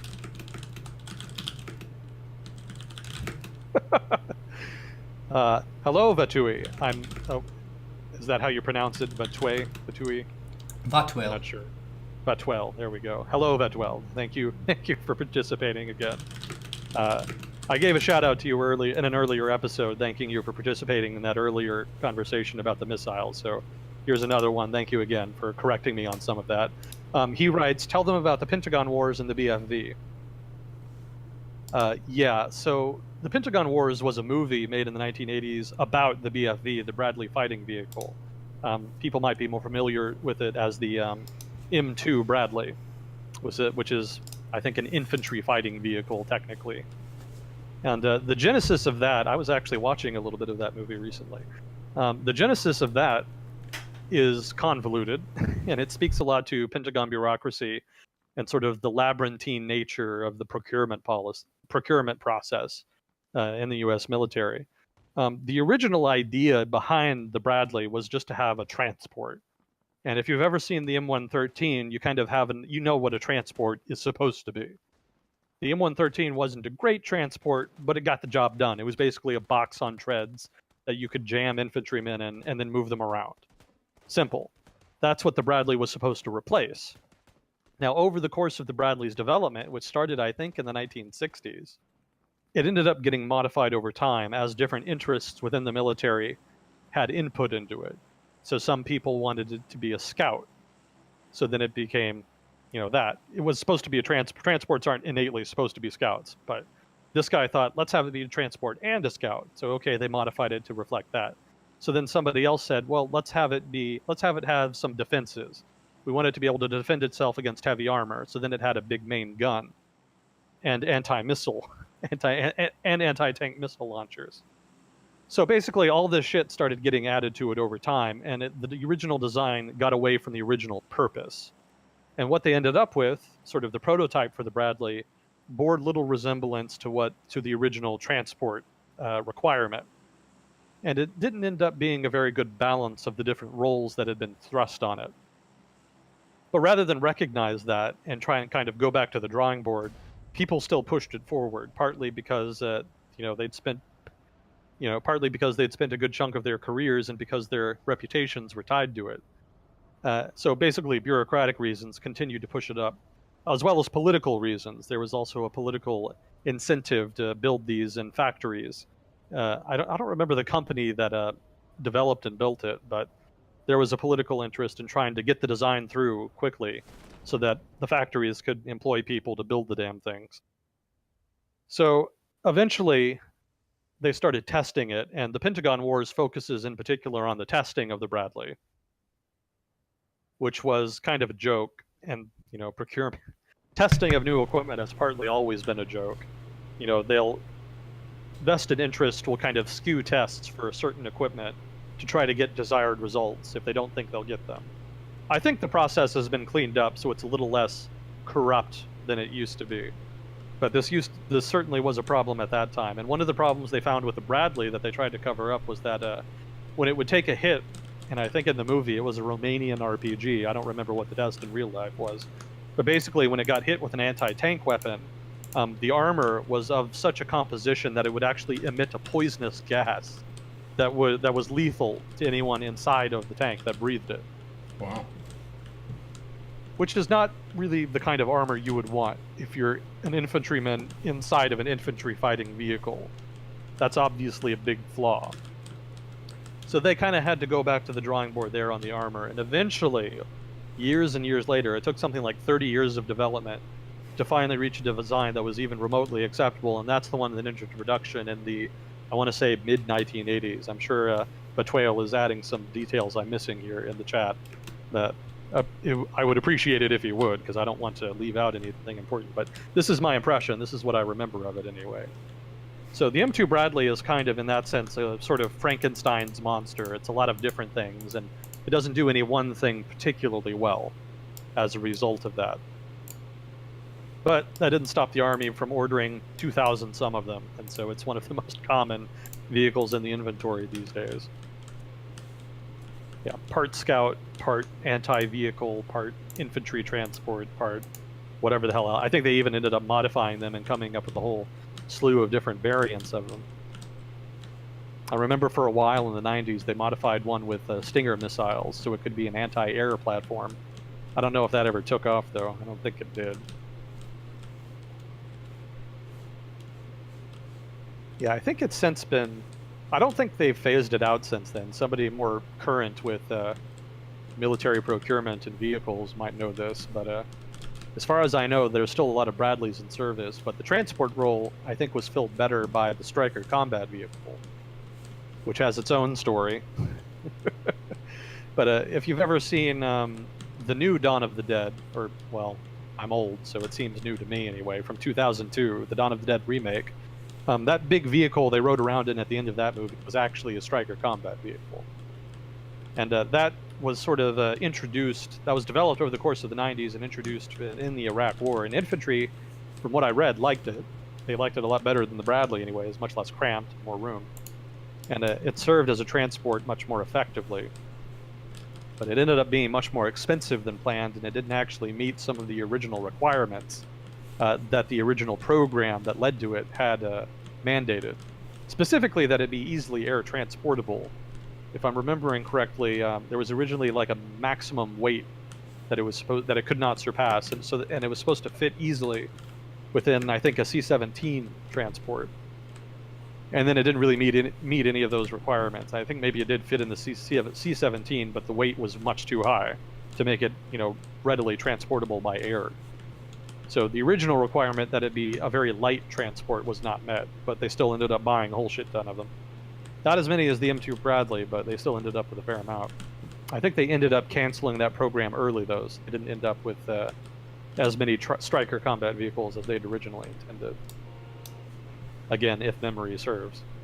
And I don't think they've returned to the transport vehicle issue since then, unless I'm mistaken. I think it's kind of been put on the back burner. I guess they figure they've got enough Strykers and M2s for the moment. Ideally, if they come up with a replacement, it'll be better suited to the role than either of those. But for now, pretty quiet. But yeah, that's all an example of the mess that is procurement. That's to say nothing of the F-35 program, which is a horror story in its own right. I've been told that it's an effective fighter and that it does what it's supposed to do. But regardless of whether or not it's effective and does what it's supposed to do, the program has been inordinately expensive. It's easily surpassed all predictions of how much it would cost, all cost projections. And there's been a lot of technological, accounting problems, just all manner of issues with regard to that program. So yeah, military procurement in the United States is easily a bureaucratic mess, definitely needs reform. I think that's one of the key advantages of the US, though, that allowed us to get to the moon first, is we're very okay with throwing ridiculous amounts of money at stuff we think is really cool. Super awesome, amazing planes that do a bunch of random stuff that maybe that's going to be good. Yep, let's do it. We're going to just go ahead with that. It'll probably become useful at some point. Yeah, that's kind of the attitude taken. Just throw money at the wall and see what sticks. Yeah, we've talked about risk tolerance as a attribute, and the U.S. is definitely a lot more risk tolerant than other countries like China would be a counterexample. Yeah, definitely so. In a lot of ways, political culture, business culture, and probably also in terms of military culture. The United States, for all of its organizational problems, is probably still significantly more flexible than China's military. Mm-hmm. Reform of China's military has been a big priority for the Chinese government over the past few decades, but it's met with sort of middling success, as far as outsiders can tell, anyway. Mm-hmm. They want to make China's military more flexible, lighter, faster, and they want to increase the ability of the different services to work together. Interoperability, I think that's called. And the ability to operate as a joint force, modernizing communications, improving capacities and logistics, trying to make the logistical chain less dependent on rail, which it currently is heavily dependent on. Just lots of little things like that that are long-standing issues, but that they want to try to address, but they're having trouble doing because of a lot of bureaucratic resistance. And the Chinese military, for its part, is relatively autonomous. It's in terms of its place within the chart of China's government, it's pretty loosely linked to the Chinese government. It's more autonomous. It's more strongly linked to the Communist Party. So in that sense, implementing reforms can be a bit tricky. Also, all levels of China are kind of involved bureaucracy and self-interest and corruption, and the military is no stranger to that. There are a lot of iron rice bowls in the Chinese military, and people don't like having those threatened. They tend to respond pretty strongly when they are. Some trivia. China's military is actually all volunteer, which I thought was pretty interesting. They actually do have like a 6 months required training for people who are 18, both men and women, from what I remember. But it's not the same as conscription, apparently. It's not like do a year of service or something. It's more just a little bit of training. Apparently there are more than enough people in China willing to volunteer for the military to preclude the need for any conscription.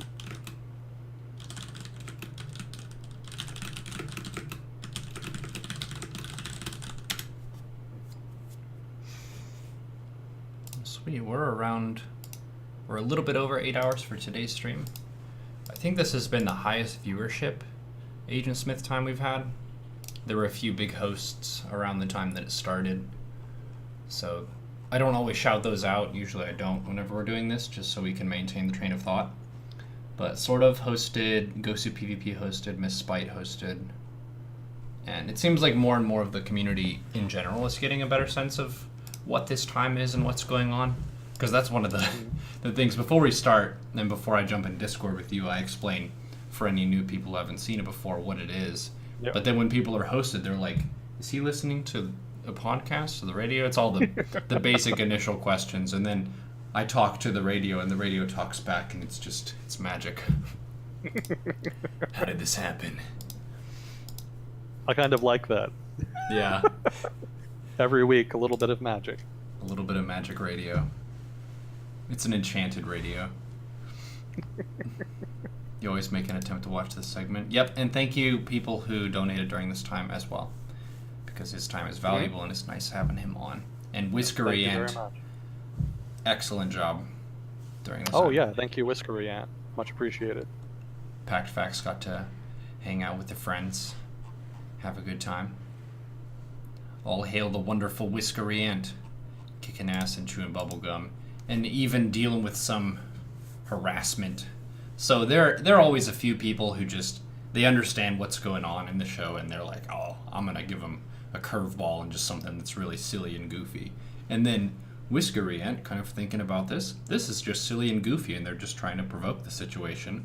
They don't pass the question along, and then someone gets all butt hurt, and then I have to go and disciplinary action. Yeah. How do we donate to Mr. Smith? Just donate to me and I pass it along to him at the end of the stream.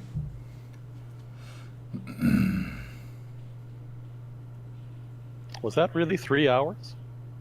Yep, I think it was. Wow. About 2 hours 40. I think whenever we do the segments where we're talking about a broader situation like Arkansas or a given military conflict and stuff, those tend to take longer, but you still think of them as individual units, but they're just a little bit bigger. And if they're fun, then the time flies.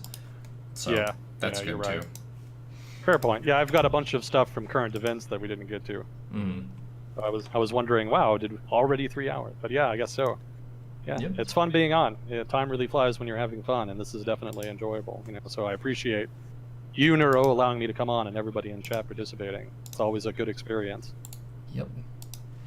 And on that note, this will be uploaded to YouTube. So if you missed any of it or all of it, or you just want to listen to it again, it will be there in the Agent Smith playlist, and we'll be back with this the next Sunday most likely. There is one weekend outing that I might have hanging out with